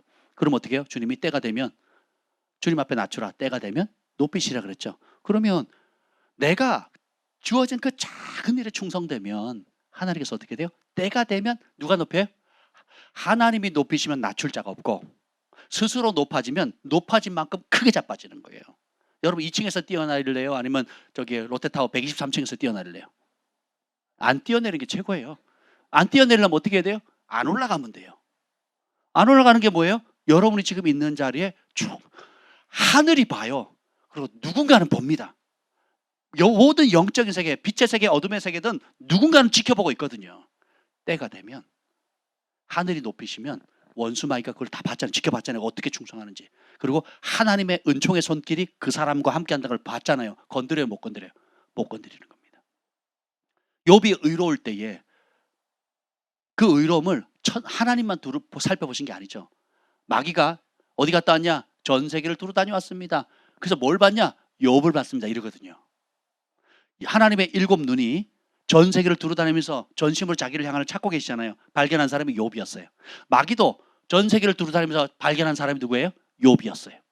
여러분이 하나님을 경외하면, 하나님을 사랑하면 천국만 주목하는 게 아니에요. 지옥도 주목하는 거예요. 천사들만 주목하는 게 아니라 마귀도 주목해요. 천사들은 하나님의 은총 받은 자라고, 하나님이 귀하게 여기는 자라고, 하나님 그렇게 아끼는 사람이 누군가 하고 주목하는 거고, 마귀는 어둠의 왕국의 가장 치명적인 존재를 발견하는 거예요. 하나님이 함께하는 사람, 우리가 가까이 할 수 없는 사람, 우리가 범접할 수 없는 사람, 우리의 어둠의 왕국을 왕국의 치명적인 결과를 초래할 무서운 하나님의 축복의 통로라는 것을 마귀도 주목하는 거죠. 그래서 모세가 등장할 때, 예수님 등장할 때 그 당대의 통치자들이 모세의 친구들, 예수님의 친구들 싸그리 죽이잖아요. 왜요? 두려우니까. 출애굽을 시키고 온 인류를 구원할 영적 지도자들이 세어나면 그 모세와 예수님을 통해서 돌아올 지옥의 자식들, 죄의 종들로부터 건진받아야 될 수많은 영혼들이 있다는 걸 어둠도 알거든요. 여러분은 마귀가 두려워하는 존재입니까? 마귀가 우습게 보는 존재입니까? 하나님을 경외하면 마귀가 두려워합니다. 우리가 하나님을 두려워하죠. 마귀가 여러분을 두려워해요. 여러분이 하나님을 두려워하지 않죠. 마귀는 여러분을 우습게 봅니다. 아주 심플한 원리죠. 그래서 순종의 문제, 권위의 문제, 여러분이 하나님 주신 그 부르심의 자리에 있는 거, 이것이 어마무시한 축복입니다. 또 뒤에 나오면 그것 중에 하나가 뭐냐면 13절 한번 보죠. 13절 시작. 자기 수치에 거품을 뿜는 바다의 거친 물결이요 영원히 예비된 캄캄한 흑암으로 돌아갈 유리하는 별들이라. 유리하는 별이라 그랬죠. 정처 없이 떠돌아다니는 거거든요. 저주가 뭔지 아세요? 뿌리를 내리지 못하는 게 저주입니다. 이들은 꿈꾸는 자들, 권위를 대적하죠. 육체를 더럽히죠. 자기중심적으로 살죠. 그러니까 한 곳에 정착을 해요, 못해요? 못하죠. 그러니까 이리저리 떠돌아다니는 거예요. 하늘에 있는 천사도, 루시퍼도, 그리고 천사들의 3분의 1도 자기 자리가 불편한 거예요. 생각해보세요, 여러분. 죄도 없는 곳, 하나님의 영광 있는 온 우주에 그보다 영광스럽고 아름다운 곳이 어디 있겠습니까? 머물고 싶은 곳이 어디 있겠어요? 떠나기 싫은 곳이 어디 있겠어요? 그것도 싫어요, 그것도. 최고의 환경, 최고로 아름다운 것, 가장 영화롭고 영광스러운 그것도 싫은 거예요. 환경이 탓일까요? 여러분 뿌리를 못 내린다, 메뚜기처럼 뛰어다닌다, 마음이 떠있다, 그리고 이유를 대죠. 나랑 안 맞는다, 뭐가 잘못됐다, 안 될 핑계를 계속 찾는 사람. 이래서 뿌리를 못 내리고 저래서 뿌리를 못 내리고 안 될 핑계를 계속 찾는 사람은 환경의 문제가 아니고 자신을 돌아보셔야 돼요. 정착하지 못하는 거 저주입니다. 뿌리를 내리지 못하는 거 저주입니다. 어떤 사람은 성전에 그냥 목숨을 걸고 오잖아요. 이사를 하잖아요. 말도 안 되는. 우리 성전 가까이 오신 분들 보세요. 시켜서 온 게 아니거든요. 사모하니까 말도 안 되는 상황 속에 재정도 없고 여건도 안 되고 환경도 안 되는데 그 가치를 발견하니까 결단하니까 하나님께서 어떤 은혜를 주세요? 말도 안 되는 은혜를 주시잖아요. 아멘. 그리고 오신 이후에 삶이 어떻게 됐습니까? 오기 이전과 온 이후에 삶이 어떻게 됩니까? 영혼, 육, 그리고 범사 모든 영역이 다른 차원의 복을 받잖아요. 동의하시는 분만 아멘. 그렇죠. 그러면 무엇이 축복입니까? 뿌리 내리는 게 축복이에요. 뿌리를 내리는 게 축복입니다. 씨 뿌린 자의 비유도 보면 돌짝밭이 문제가 뭐가 됩니까? 돌이니까 뿌리를 깊이 못 내려서 햇살 비면 말씀을이란 핍박과 환란이 오면 말라가지고 죽는다 그랬죠.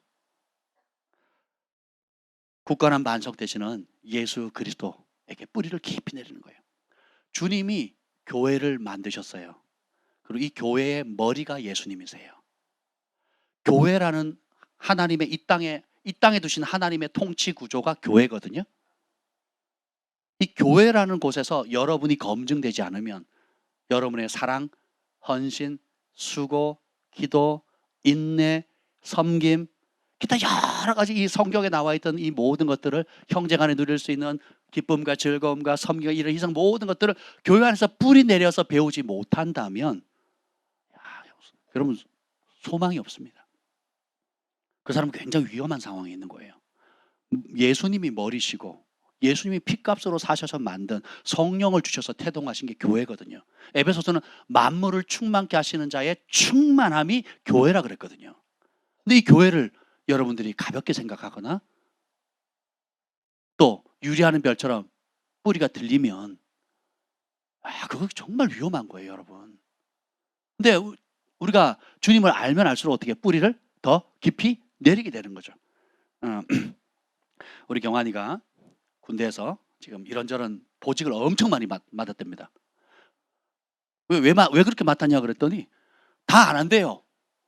그래서 너도 안 한다 그러지. 그런데 저까지 안 한다 그러면 할 사람이 없다는 거예요.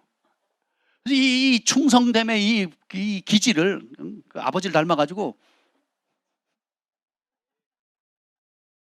왜 이게 비웃는다는 느낌이 들죠?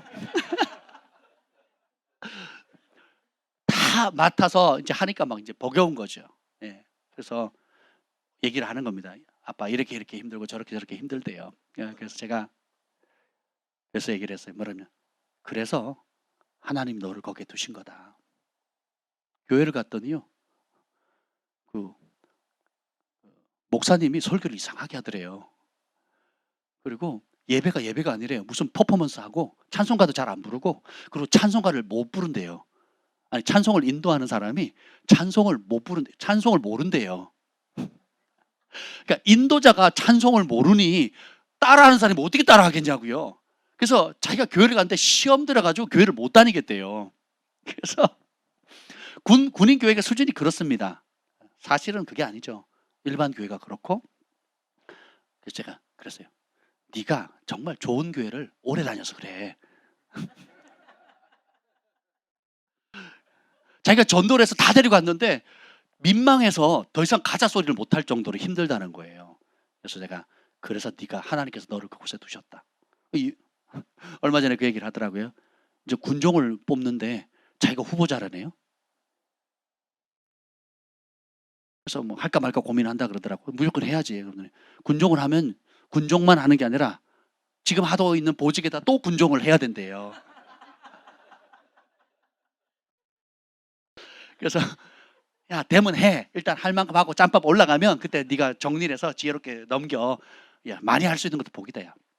지나고 나면 다 인정받는 거. 저도 그 수색 때에 전투병이었거든요. 60 사수였어요. 60 람보가 쏘는 총 있잖아요. 그 10.432kg 엄청 무겁거든요. 그 천리행군, 백희령군, 뭐 유격 봉수 다 뛰면서 군종을 했거든요. 군종 보직이 없는데 그냥 군종을 한 거예요. 그 제 주특기는 일반 그 60 사수였는데 불구하고 겸직으로 근무 똑같이 쓰고 훈련 똑같이 뛰고 백희령군 똑같이 하고 유격 똑같이 받고 하면서 군종을 하니 사단에서 군단에서 상이 오는데 말년에 5번의 그 포상이 나왔어요. 야, 그러면 3박 4일씩만 해도 얼마입니까? 하나님께서 그렇게 은혜를 주시더라고요.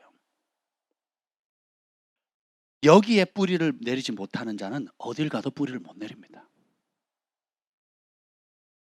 여러분 안에 뿌리 내림에 문제가 있다면 그럼 여러분이 환경이나 사람을 탓하지 마시고, 우리 지금 속사람 치유하잖아요.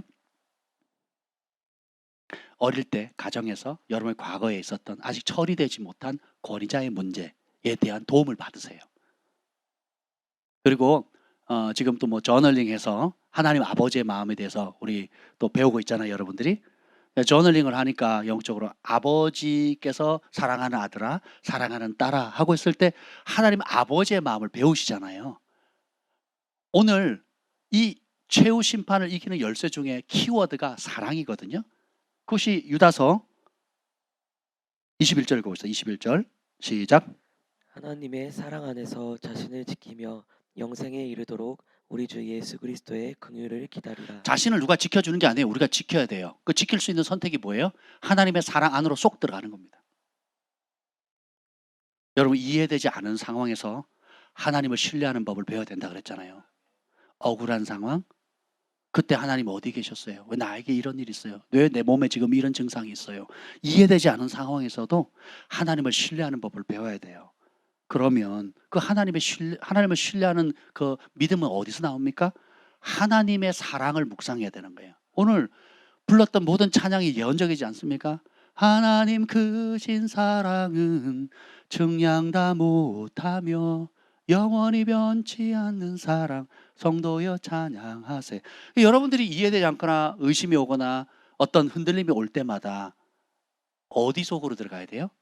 하나님의 사랑, 우리 주 예수 그리스도 안에 있는, 십자가 안에 있는 그리스도의 사랑으로 가야 돼요. 여러분, 성전에 올 때 계단 내려다보면 시편 말씀 기록되어 있잖아요. 이 하나님이 우리의 하나님인데 죽을 때까지 인도하신대잖아요. 영원히 우리 하나님이시잖아요. 그 하나님이 어떻게 해요? 나를 사랑하시는 분이잖아요. 그 사랑의 극치가 예수님이시잖아요. 십자가잖아요. 그분이 부활하셨잖아요.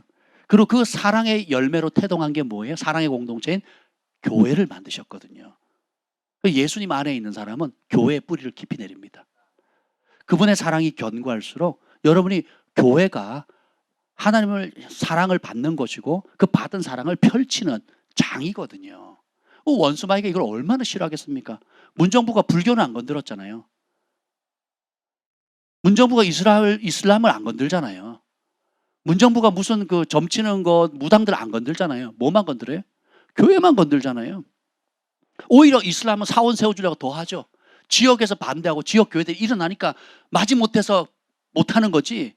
지금도 얼마나 난립니까? 대학에 들어오고 수업 시간에 자기 그 무슬림들이 하루 3번 5번인가 하잖아요. 꾸란을 외우잖아요. 그래서 담당 교수가 건국대인가 아마 그랬던 것 같아요. 서울에 실제로 있었던 일이에요. 수업 시간에 얘가 나오더니 막 그 앞에다 돗자리 깔고 막 절을 하는 거예요. 알라에게. 그래서 부드럽게 수업 시간 안 했으면 좋겠다. 그런데 죽여버렸잖아요. 여러분, 무슬림이 얼마나 잔혹한 종교인데요. 굉장히 그게 알라의 꾸란에 나와 있어요. 그런 것들은 내버려 두는데 정작 여러분 정신을 바짝 차리셔야 됩니다. 우리가 어떤 상황이든지 하나님의 사랑 안에서 자신을 지키는 법을 배우셔야 돼요. 따라합시다. 하나님이 나를 사랑하십니다. 영원히 그걸 믿으셔야 돼요. 그럼 그 사랑 안에 무엇이 있는가를 발견해 나가는 습관, 그리고 그 사랑을 늘 묵상하고 노래하고 찬양하는 습관, 이것이 최후 심판을 준비하는, 그리고 오늘을 승리할 수 있는 열쇠가 되는 거예요. 그래서 이 3번째 8절에 보면 3번째 영광을 비방한다. 입이 더럽잖아요. 입이 더럽거든요. 원망하고 불평하고 시기하고 질투하고 입이 더럽거든요. 그런데 그럼 거기에 대해서 우리는 어떻게 해야 됩니까? 찬양해야 되는 거예요. 감사해야 되는 겁니다. 기도해야 됩니다. 그리고 무시로 방언으로 성령 안에서 기도하고 입만 열면 예수 그리스도의 복음을 전해야 되는 겁니다. 그리고 다른 사람을 축복하고 격려하고 위로하고 소망을 주는 거죠. 그래서 우리 입에서 나오는 모든 말이 뭐예요? 생명의 말, 살리는 말을 해야 되는 겁니다. 그래서 어떤 사람이든 여러분을 만나면, 여러분 사람들 만날 때 한번 보세요. 딱 만나면 벌써 피하고 싶은 사람이 있어요. 딱 만나는데 벌써 마음을 지킬 준비, 방어할 준비를 해야 되는 사람이 있어요. 그런 사람들 특징이 뭐예요? 말이 거칠거든요. 말이 공격적이에요. 그리고 무례합니다. 무례할 여러 이유가 있어요. 내가 나이가 많다, 내가 많이 배웠다, 내가 돈이 많다, 내가 배경이 좋다, 내가 너보다 낫다, 내가 어떤 여러분 위치가 올라갈수록 또 여러분의 영향이 커질수록 하나님이 존귀하게 할수록 우리는 어떻게 해야 돼요? 더 낮추셔야 되거든요. 더 존귀하게 돼야 되는 거예요. 어린아이를 대할 때도 약한 사람일수록 배나 더 주의하셔야 돼요. 나는 별거 아니라고 툭 던진 것이 이 사람들이 약하고 병들고 가난하고 힘겹기 때문에 그 받는 파장은 굉장히 크거든요. 제가 전에 얘기했잖아요. 제 친구가 늘 돈을 빌려달라고 그랬는데, 그래서 어렵다 그래서 돈을 빌려줬는데 저는 전 재산을 줬거든요. 제 한 달치 생활비, 2달치 생활비를 준 거거든요. 근데 그 친구가 안 갚아요. 그 왜 안 갚냐 그랬더니 금방 갚을게, 당장 줄게, 다음 주로 줄게 막 이래놓고는 왜 안 갚냐 그랬더니 자기는 그 돈이 돈이 아닌 거예요. 자기는 그 돈이 돈이 아닌 거예요. 한 주치 용돈도 안 되는 거예요. 전 2달치 생활비인데. 그러니까 가볍게 생각한 거예요. 뭐 없어도 되는 걸로. 저는 심각한 거예요.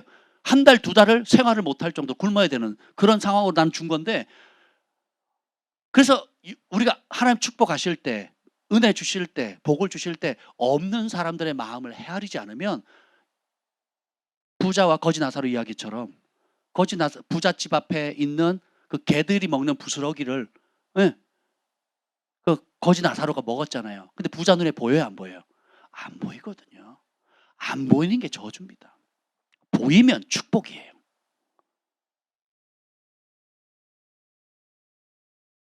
그래서 여러분들이 이 언어가 누군가를 다가왔을 때 그 사람이 만나고 싶었어요. 보고 싶었어요. 언제 아쉽다, 헤어질 때 아쉽다 하는 사람이 되셔야 돼요.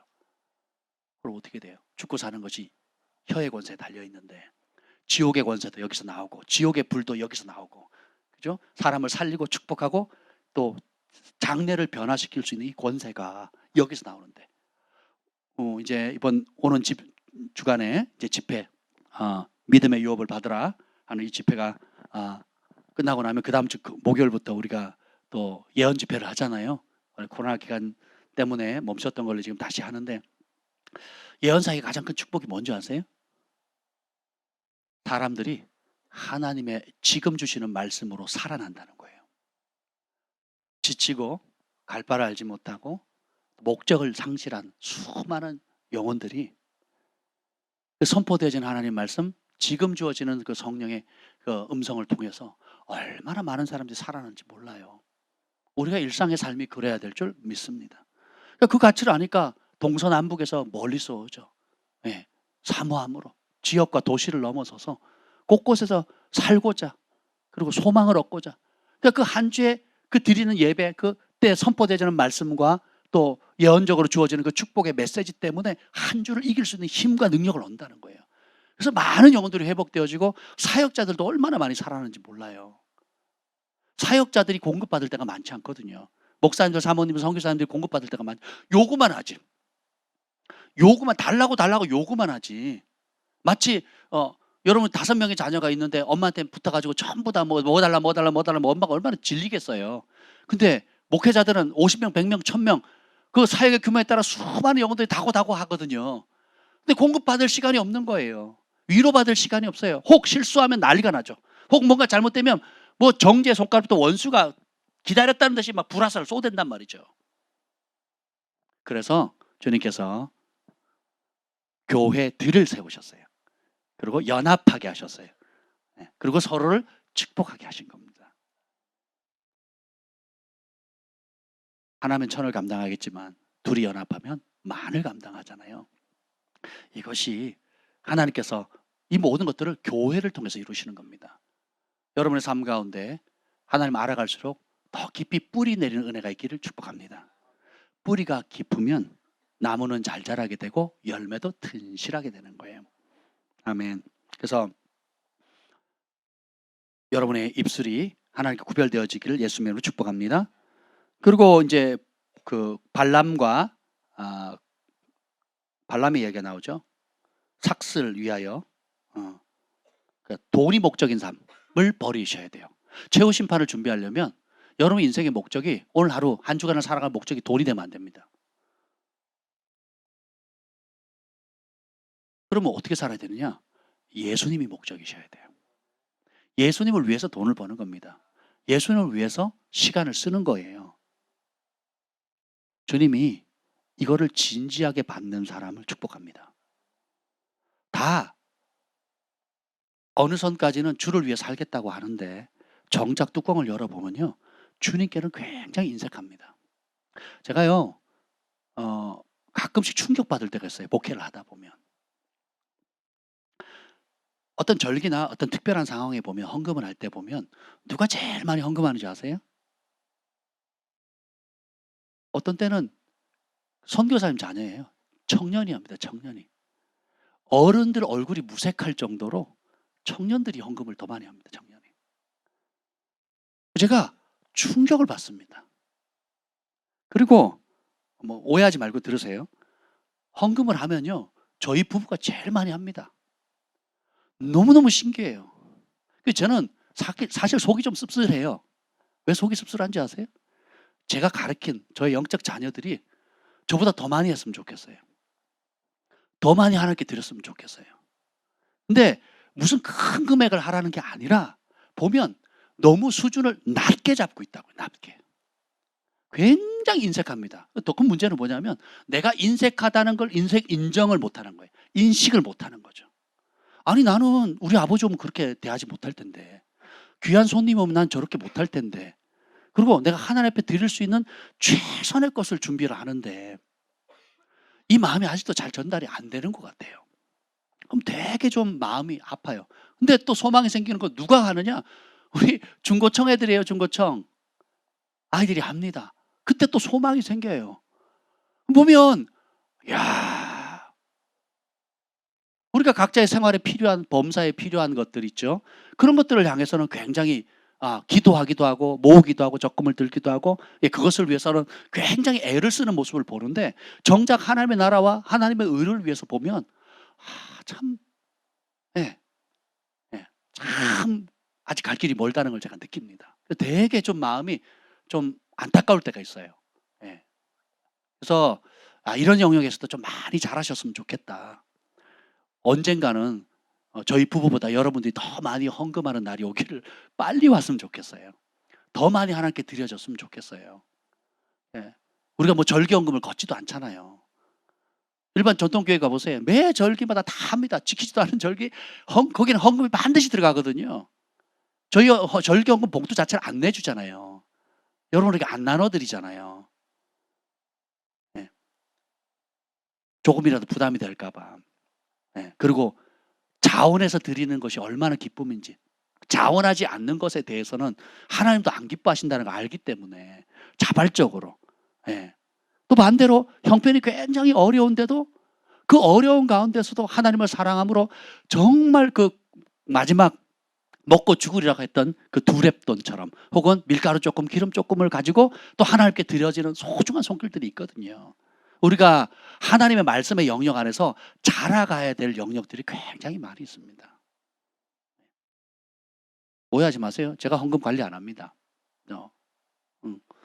앞으로 관리해야 되는데, 예, 제가 헌금 관리하지 않습니다. 제가. 그럼에도 불구하고, 예, 하나님께서 다 그걸 보시거든요. 알려주시거든요. 그래서 우리가 삭스를 위하여, 이익을 위하여, 돈을 위하여, 이것이 인생의 목적인 사람은요, 발람의 덫에 딱 걸려버리는 거예요. 그래서 꼭 자기가 보고 싶은 거, 듣고 싶은 대로 길을 걸어갑니다. 그런데 예수님이 목적인 사람은 하늘의 보화를 찾는 삶을 살게 돼요. 표대를 향해서 갑니다. 그러니까 주 앞에 설 때에 내가 어떤 상급을 받을지를 고민하게 되는 거예요. 한번 여러분 이런 생각을 한번 해보세요. 적극적으로. 주님이 나에게 어떤 재정을 구하기 전에 주님이 어떤 재정을 준다면 내가 어디에 쓸 건지에 대한 그림을 한번 그려보세요. 하나님 그렇게 기뻐하시더라고요. 그 예를 들면 제가 몇 년 전부터 하는 거지만 제 생일 때 물질이 들어오면 선교지에 다 보내는 거예요. 하나의 아이디어죠. 또 하나, 제가 통장을 뭐 옛날부터 했으니까 뭐 요즘 통장 만들기도 어렵잖아요. 옛날에 쓰지 않는 통장들 있잖아요. 쓰지 않는 통장들. 근데 지금 온라인으로 그게 다 연결되어 있으니까 거기다 이름을 다 적어요. 뭐 선교헌금, 구제헌금, 뭐 고아 가부를 위한 헌금, 또 킹덤 빌더, 또 뭐 이렇게 이름을 다 달았어. 이름을 다 달아가지고 하나님 복 주신다, 은혜 주신다를 거기다 채운 다음에 거기에 합당한 일들이 생기면 선교사님이 오거나 혹은 구제를 해야 되거나 또 누구를 섬겨야 되거나 또 뜻하지 않게 뭐 다른 교회를 돕거나 하는 상황이 되면 그때 이제 평소에 했잖아요. 그러면 저는 돈을 받는 목적이 뭐예요? 그게 제 목적이에요. 그게 돈을 쌓는 목적이 뭐예요? 하나님 나라 일을 하는 게 목적이라고요. 돈을 구하는 목적이 뭐예요?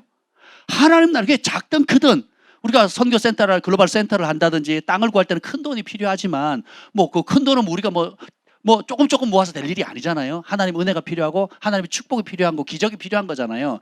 그 영역은 그 영역대로 기도를 하는 거고, 그리고 한 주간 하루를 일상을 살아갈 때에 하나님께서 내게 주신 그런 분복과 주기 재정의 축복들을 내가 무엇을 위해 쓸 건지 먼저 그리는 거예요. 먼저.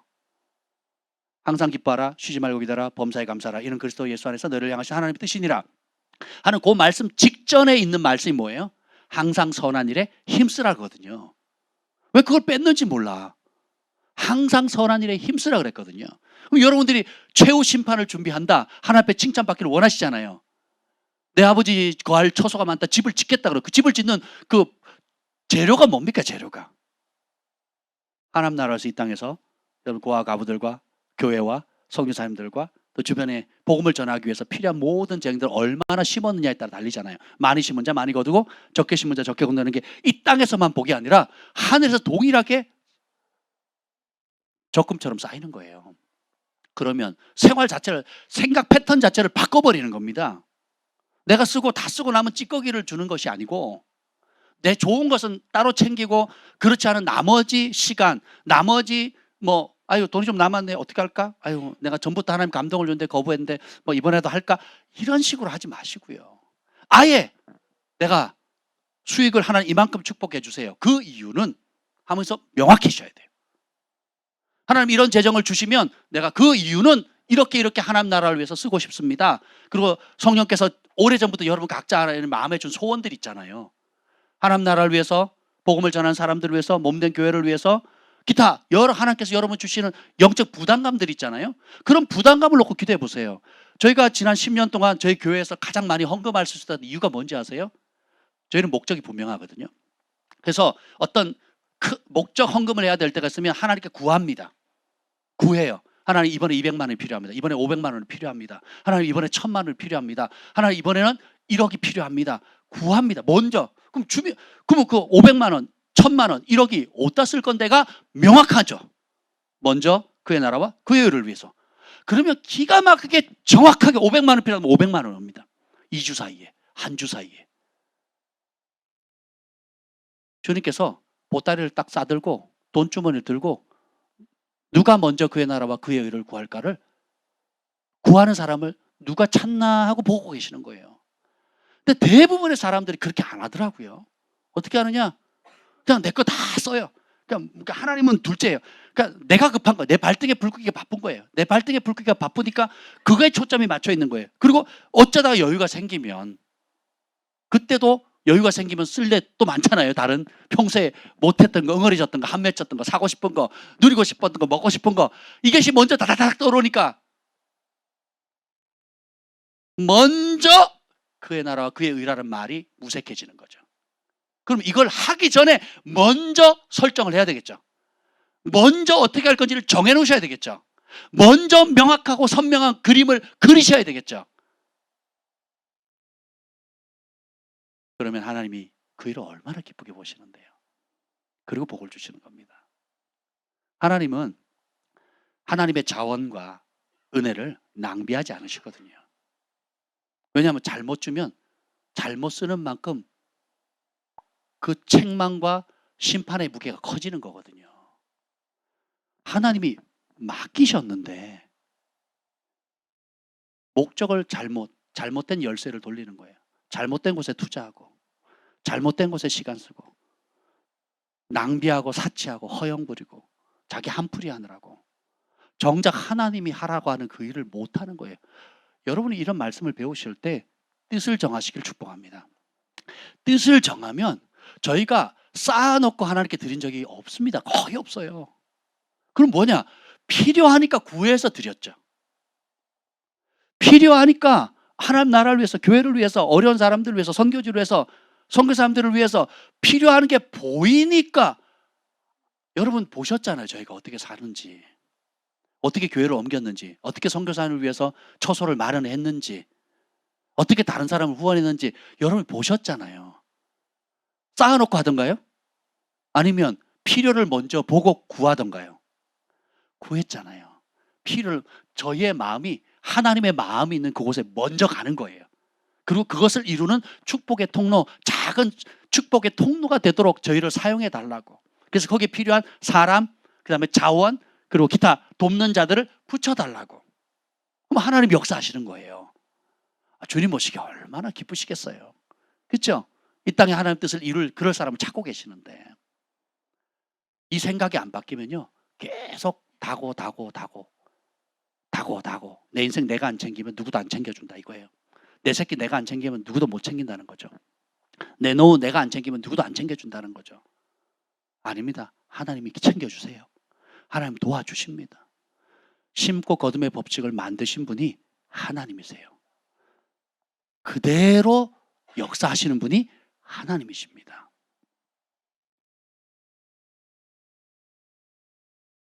결산할 날 때에 주님께서 우리가 이 땅의 보화를 쌓는 삶이 아니라 하늘의 보화를 쌓는 삶, 그 대표적인 게 구제죠. 여러분이 평생 구제와 선교는 1순위로 섬기세요. 하나님 앞에 11조와 각종 예물은 아예 깔고 시작하는 거고 그 위에 구제와 선교하는 것들을요 여러분의 삶에 그냥 돈 버는 목적으로 아예 삼으세요. 왜 아멘이 적으세요? 하나님께 드려야 될 11조와 각종 예물들이 있죠. 그건 그냥 우선순위로 기본으로 깔고 하는 거고 그 나머지 재정들 10의 구조를 가지고 뭘 하느냐? 성경은 구약이나 신약이나 구제하는 자에게 복을 주세요. 백부장 고넬료가 칭찬받은 이유가 구제를 웃자다 한 게 아니라 그냥 구제를 많이 했다는 거. 그 사람의 살아야 될 이유 그리고 재정을 쓰는 1순위가 뭐였다는 거예요? 구제를 많이 하고 항상 기도하는 이유가 뭐예요? 어디다가 쓸지를 듣는 거죠. 어디다가 심어야 될지 듣는 거죠. 그리고 그 필요를 보는데 본인은 없잖아요. 무한정 샘솟는 게 아니잖아요. 그러니까 하나님께 언제? 항상 구하는 거예요. 항상. 뭐 하려고? 구제하려고. 이 선순환이 계속 해야 되는 거예요. 쌓아놓고 내가 많으니까 남는 거 일부를 주겠다. 여러분 못합니다. 평생 못합니다. 하나님께 재정의 기적을 받았던 모든 성경의 분들 보세요. 쌓아놓고 한 게 아니에요. 마지막이죠. 전부죠. 두랩돌이든 밀가루 조금이든 300데나리오든 무엇이든지 간에 심지어 자기의 묘지든 자기가 가지고 있는 것 안에서 전부를 드린 거거든요. 하나님이 그렇게 기뻐하시는 거예요. 그래서 이렇게 살아가는 사람이 거룩한 믿음 위에 자신을 세우는 자거든요. 믿음의 선한 싸움을 싸우는 자거든요. 왜요? 믿음으로 반응하는 거거든요. 그 믿음의 근거는 하나님의 약속의 말씀이에요. 그렇게 심판하신다, 그렇게 상 주신다. 그것을 그대로 받는 거예요. 얼마나 축복됩니까?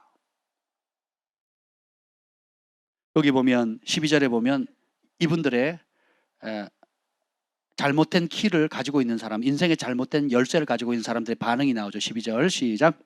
그들은 기탄 없이 너희와 함께 먹으니 너희의 애찬의 암초요 자기 몸만 기르는 목자요 바람에 불려가는 물 없는 구름이요 죽고 또 죽어 뿌리까지 뽑힌 열매 없는 가을나무요. 애찬의 암초는 믿음의, 그러니까 암초는 배를 파손시키거든요. 그러니까 디모데는 뭐냐면 믿음에서 파손한 자가 있다 그래요. 교회 안에서 같이 애찬을 먹어요. 같이 예배를 드려요. 같이 교회 활동을 해요. 셀 모임을 합니다. 근데 암초 같은 역할을 하는 존재들이 있다는 거예요. 그래서 하나님 다 아신다는 거죠. 그러면 이걸 이기는 방법은 뭐예요? 우리는 믿음을 파손시키는 존재가 아니라 믿음을 세우는 자, 믿음의 싸움의 전문가가 되셔야 돼요. 제가 사역절도 보면 두 종류가 있어요. 이성이 강한 사람, 인간적인 노력과 성실함으로 자기의가 강한 사람이 있고, 하나님 말씀을 단순하지만 믿고 마음을 전부를 쏟아서 반응하는 사역자들이 있더라고요. 그런 사람들은 기적이 일어납니다. 근데 이 이성과 논리로 자기 계산에 딱 맞춰 하는 사람은요, 착하고 성실한 수준을 멈춰버려요.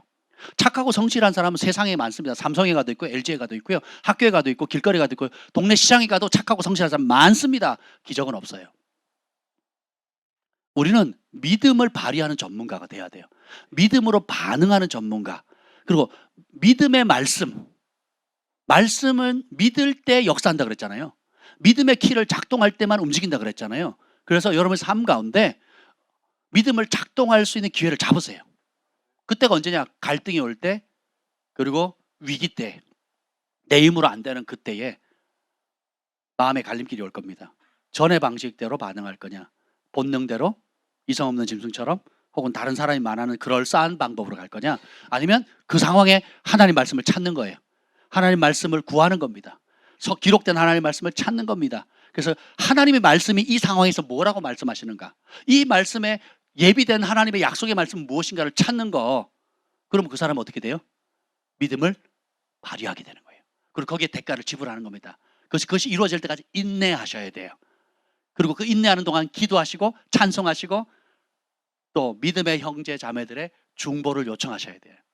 서로 도와주고 도움을 받고 보호해주고 보호받고. 그래서 이 교회는 신비해요. 신비해요. 어떻게 원수가 그렇게 교회를 무너뜨리고 하느냐. 이 교회가 무너지면 길을 잃은 양들, 다 흩어진 양들, 늑대밥 이리밥 되는 걸 알거든요. 그리고 그 상처는 회복되기가 쉽지가 않거든요. 여러분, 교회가 하나가 무너져 보세요.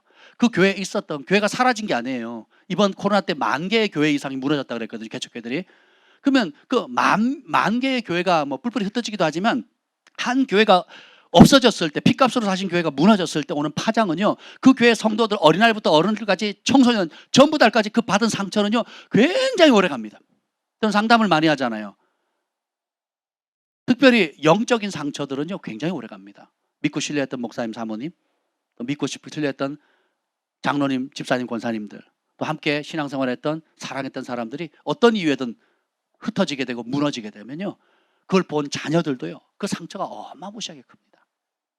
반대로 한 교회가 지역에 뿌리를 잘 내려서 진리 안에서 견고하게 서게 되면 그 믿음의 유업이 자녀에게로 자녀에게로 이어질 수 있는 이 일을 위해서 앞선 믿음의 사람들이 대가를 지불하고 성령 안에서 연합하고 주를 위해서 기꺼이 즐거이 고난을 받고 삶으로 본을 보여주는 삶이 되면 도시를 변화시키고 나라를 변화시키고 열방에 영향을 끼치거든요.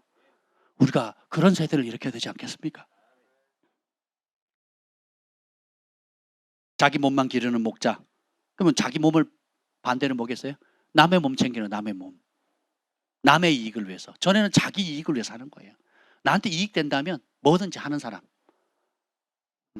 그런데 이제는 남의 몸을 먹이고 입히고 치유하는. 그래서 그 예수님이 그 복음서에 심판할 때 양과 염소의 비유를 나오잖아요.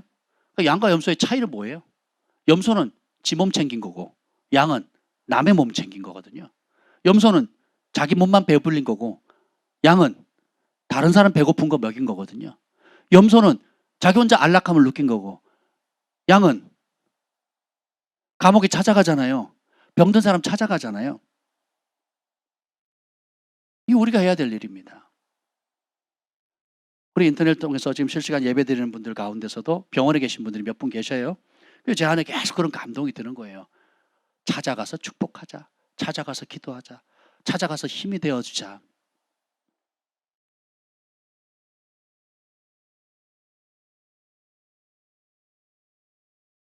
하늘이 바라보는 중요하게 여기는 것을 볼 수 있는 눈이 열리길 축복합니다. 우리는 너무 지난번에 얘기했잖아요. 성령께서 편리함이에요. 아니라며요. 내가 좀 더 편하는 게 복인 줄 알아요. 좀 더 편리한 차, 좀 더 편리한 집, 좀 더 편리한 환경, 좀 더 편리한 자녀 교육, 좀 더 편리한 뭐. 아닙니다, 여러분. 모세를 보세요. 예수님 보세요. 12제자를 보세요.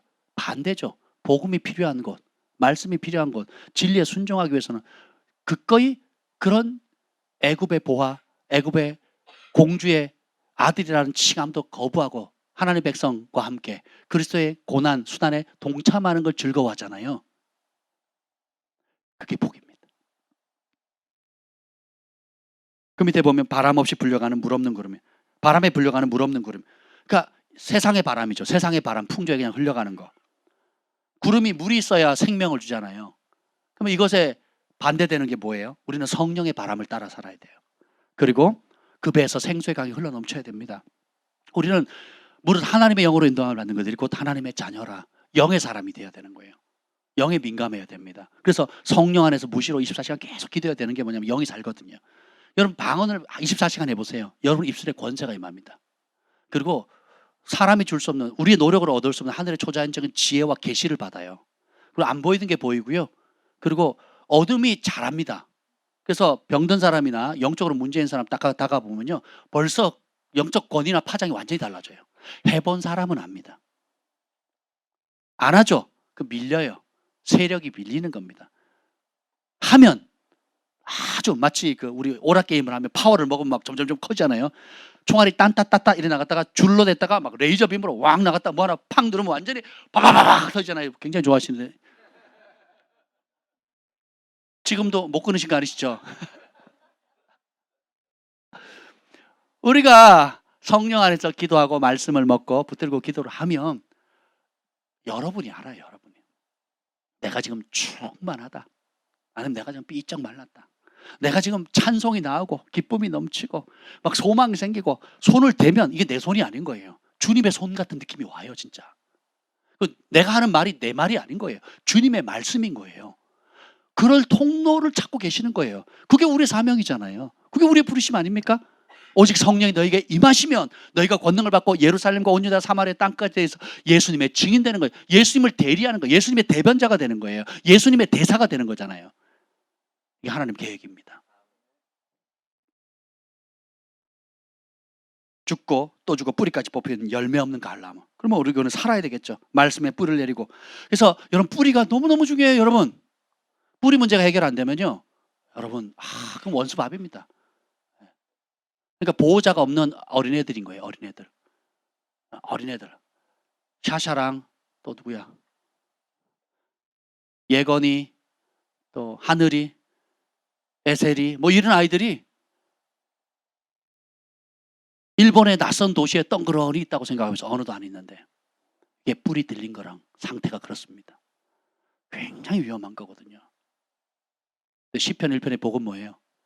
물가에 심긴 나무잖아요. 뿌리를 깊이 내려서 다른 지역에 기근이 들어도 그 잎의 푸른 청청함을 유지하고 시절을 쫓아 열매를 맺죠. 말씀이 선포되어질 때마다, 하나님의 약속이 주어질 때마다 그 말씀이 주어지는 축복의 열매를 그대로 맺게 되는 거예요. 아멘. 그런 애가 있기를 축복합니다. 그래서 우리는 열매로 말하는 사람이에요. 다른 거 필요 없어요. 저는 여러분을 볼 때, 또 여러분을 향해서 격려하거나 소망을 얻는 것, 또 여러분을 귀하게, 여러분이 얼마나 성장했는가를 다른 거 안 봅니다. 그냥 열매예요, 열매. 그냥 열매입니다, 열매. 각자마다 스타일이 달라요. 기도를 뜨겁게 하는 사람이 있고, 조용히 하는 사람이 있고, 오래 하는 사람이 있고, 또 금식을 많이 하는 사람이 있고, 전도를 좋아하는 사람, 구제를 좋아하는 사람, 섬김을 좀 다양한 사람들이 있습니다. 뭐든 상관이 없어요. 무슨 열매를 맺고 있는 거예요. 주님이 심판하실 때에 뭘 보신다고요? 가라지는 태워버리고 열매는 곳간에 드린다 그랬거든요.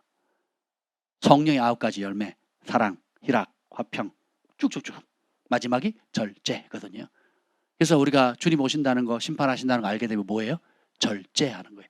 재정도 절제하는 겁니다. 하나님의 방식대로. 저는 내 마음대로 썼는데 절제. 시간의 우선순위를 절제하는 겁니다. 그리고 삶의 우선순위도 절제하는 거예요. 먼저 그의 나라와 그의 의를 다 재정리하셔야 돼요. 재정리. 나 중심으로 계획하던 모든 것을 무너뜨리셔야 돼요. 사람은 고쳐 쓰는 게 아니라 그랬잖아요. 완전히 바꾸셔야 돼요. 하나님 말씀으로 바꾸셔야 돼요.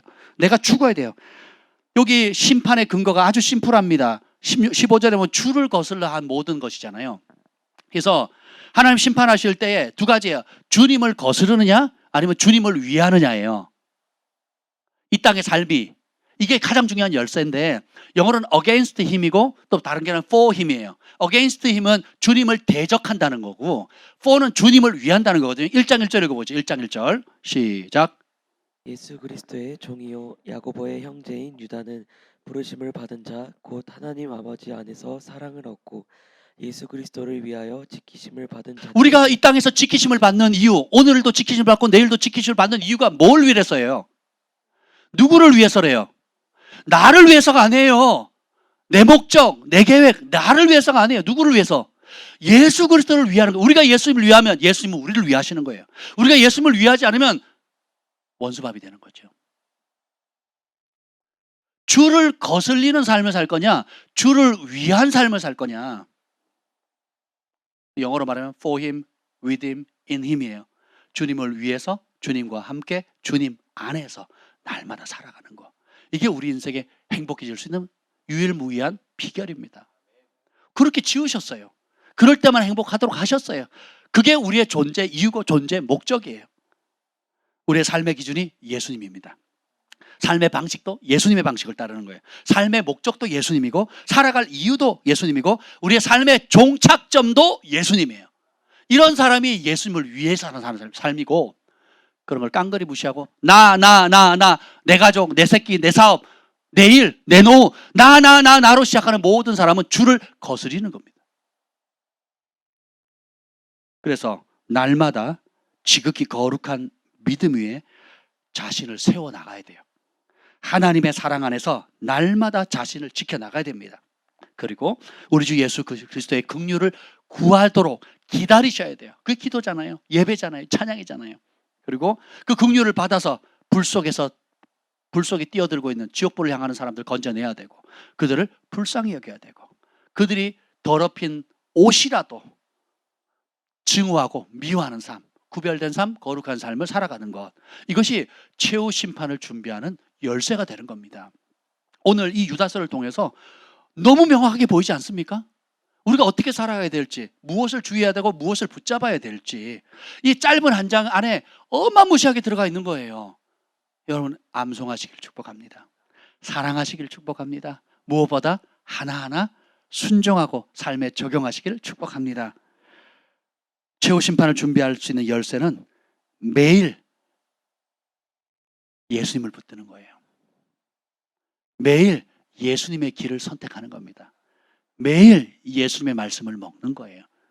매일 그 예수님께서 원하시는 그 일을 순종하는 겁니다. 예수님으로 시작하고 예수님을 힘입고 예수님과 함께 마치는 거.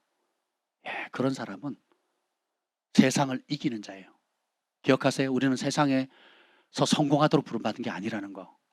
우리는 세상을 이기도록 부름받았어요. 세상의 영에 휩쓸려가는 사람이 아니라 세상을 거슬려가는 자고 성령의 바람을 타는 자입니다. 예수님으로 시작하고 예수님으로 마치는 거예요. 예수님을 기뻐하면 이 일이 쉽습니다. 예수님이 내 삶의 우선순위고 전부면 이 일이 즐겁고 쉬워요. 근데 예수님이 아닌 다른 게 뭔가 끼어들수록 여러분은 철로역정에 무거운 짐을 지고 가는 그런 순례자와 같아요. 예수님이 아닌 다른 무언가, 주님이 짐지우지 않은 짐을 지는 거예요. 자식 걱정, 장래 걱정, 재정 걱정, 관계 걱정, 건강 걱정, 노후 걱정. 주님이 짐지우지 않은 모든 거 하지 마라 한 걸 다 짊어지는 거예요. 아무것도 염려하지 마라. 누가 말씀하셨어요? 그럼 안 하는 겁니다. 저는 어떤 면에서 천하태평이에요. 그런 면에서. 제가 교회를 유지할 걸 생각하면 아마 죽을 겁니다. 제가 여러분 상담하고 여러분 한 사람 안 될 걸 걱정하면 저는 벌써 접었을 겁니다. 아마 병들었을 거예요. 스트레스 받아 죽었을 겁니다. 근데 주님께서 수고하고 무거운 짐진 자들아 다 내게로 오라. 그러니까 내 짐, 내 멍에를 지고 니네 짐 지지 말라 그랬거든요. 그럼 저는 주님 말씀하시는 말씀을 붙들면 되는 거예요. 말씀에 짐을 지면 되는 거예요. 그리고 나머지는 맡기는 겁니다. 진리를 증거하지 않는 것을 두려워해야죠. 하나님의 말씀이 여러분을 살립니다. 부족하지만 하나님이 저를 통해서 주시는 이 말씀을 통해서 그 말씀이 성령께서 기름 부으실 때에 하늘의 능력이 나타나는 거예요. 그래서 저는 여러분을 일일이 스트레스 받을 필요가 없어요. 주께서 주시는 말씀으로 먹이고 입히고 살리고 분별하게 하고 말씀을 따라 살게 하면 그 말씀이 여러분을 돕게 됩니다. 그리고 그 말씀에 순종하는 그대의 족족 여러분이 천국을 경험하게 되는 거예요. 이것을 보는 것이 저의 제일 큰 행복입니다. 특권이죠. 축복입니다. 여러분, 우리가 주님 오시는 그날을 맞이할 준비를 합시다. 그리고 오늘 배운 이 많은 경계의 대상과 또 열 수 있는 열쇠들을 우리의 삶에 적용함으로 많은 간증들이 있기를 예수님으로 축복합니다. 아멘. 기도합니다. 주님 감사합니다. 오늘 에녹을 통해서 주께서 그 거룩한 자들과 함께 심판하러 오신다는 그 말씀을 우리가 믿습니다. 그것을 준비하는 지혜로운 다섯 처녀가 되게 하여 주옵소서. 매일 예수님을 선택하는 저희들 되게 하여 주옵소서. 살아도 주를 위해 살게 하시고 죽어도 주를 위해 죽게 하시고 사나 죽으나 주의 것이다 하는 그 말씀대로 사는 저희들 되게 하옵소서. 이 길을 가는 우리 믿음의 형제 자매들을 위해 힘을 더하여 주시고 하나님 소망을 주시고 하나님 믿음의 전문가들이 되게 하여 주옵소서. 믿음의 선한 싸움을 끝까지 싸워서 이 땅을 살아가는 동안에도 날마다 하나님의 영광을 나타내는 축복의 통로들 다 되게 하옵소서. 이제는 우리 구주 예수 그리스도의 은혜와 하나님 아버지의 극진하신 사랑과 성령의 감화감동 충만하심이 오늘 최후 심판을 준비하는 이 열쇠를 받은 우리 주의 백성들 위해 또 병상에서 말씀을 붙들고 믿음의 선한 싸움을 싸우고 있는 형제 자매들을 위해 또 열방의 영혼들을 위해 영원토록 함께 있을지어다. 아멘.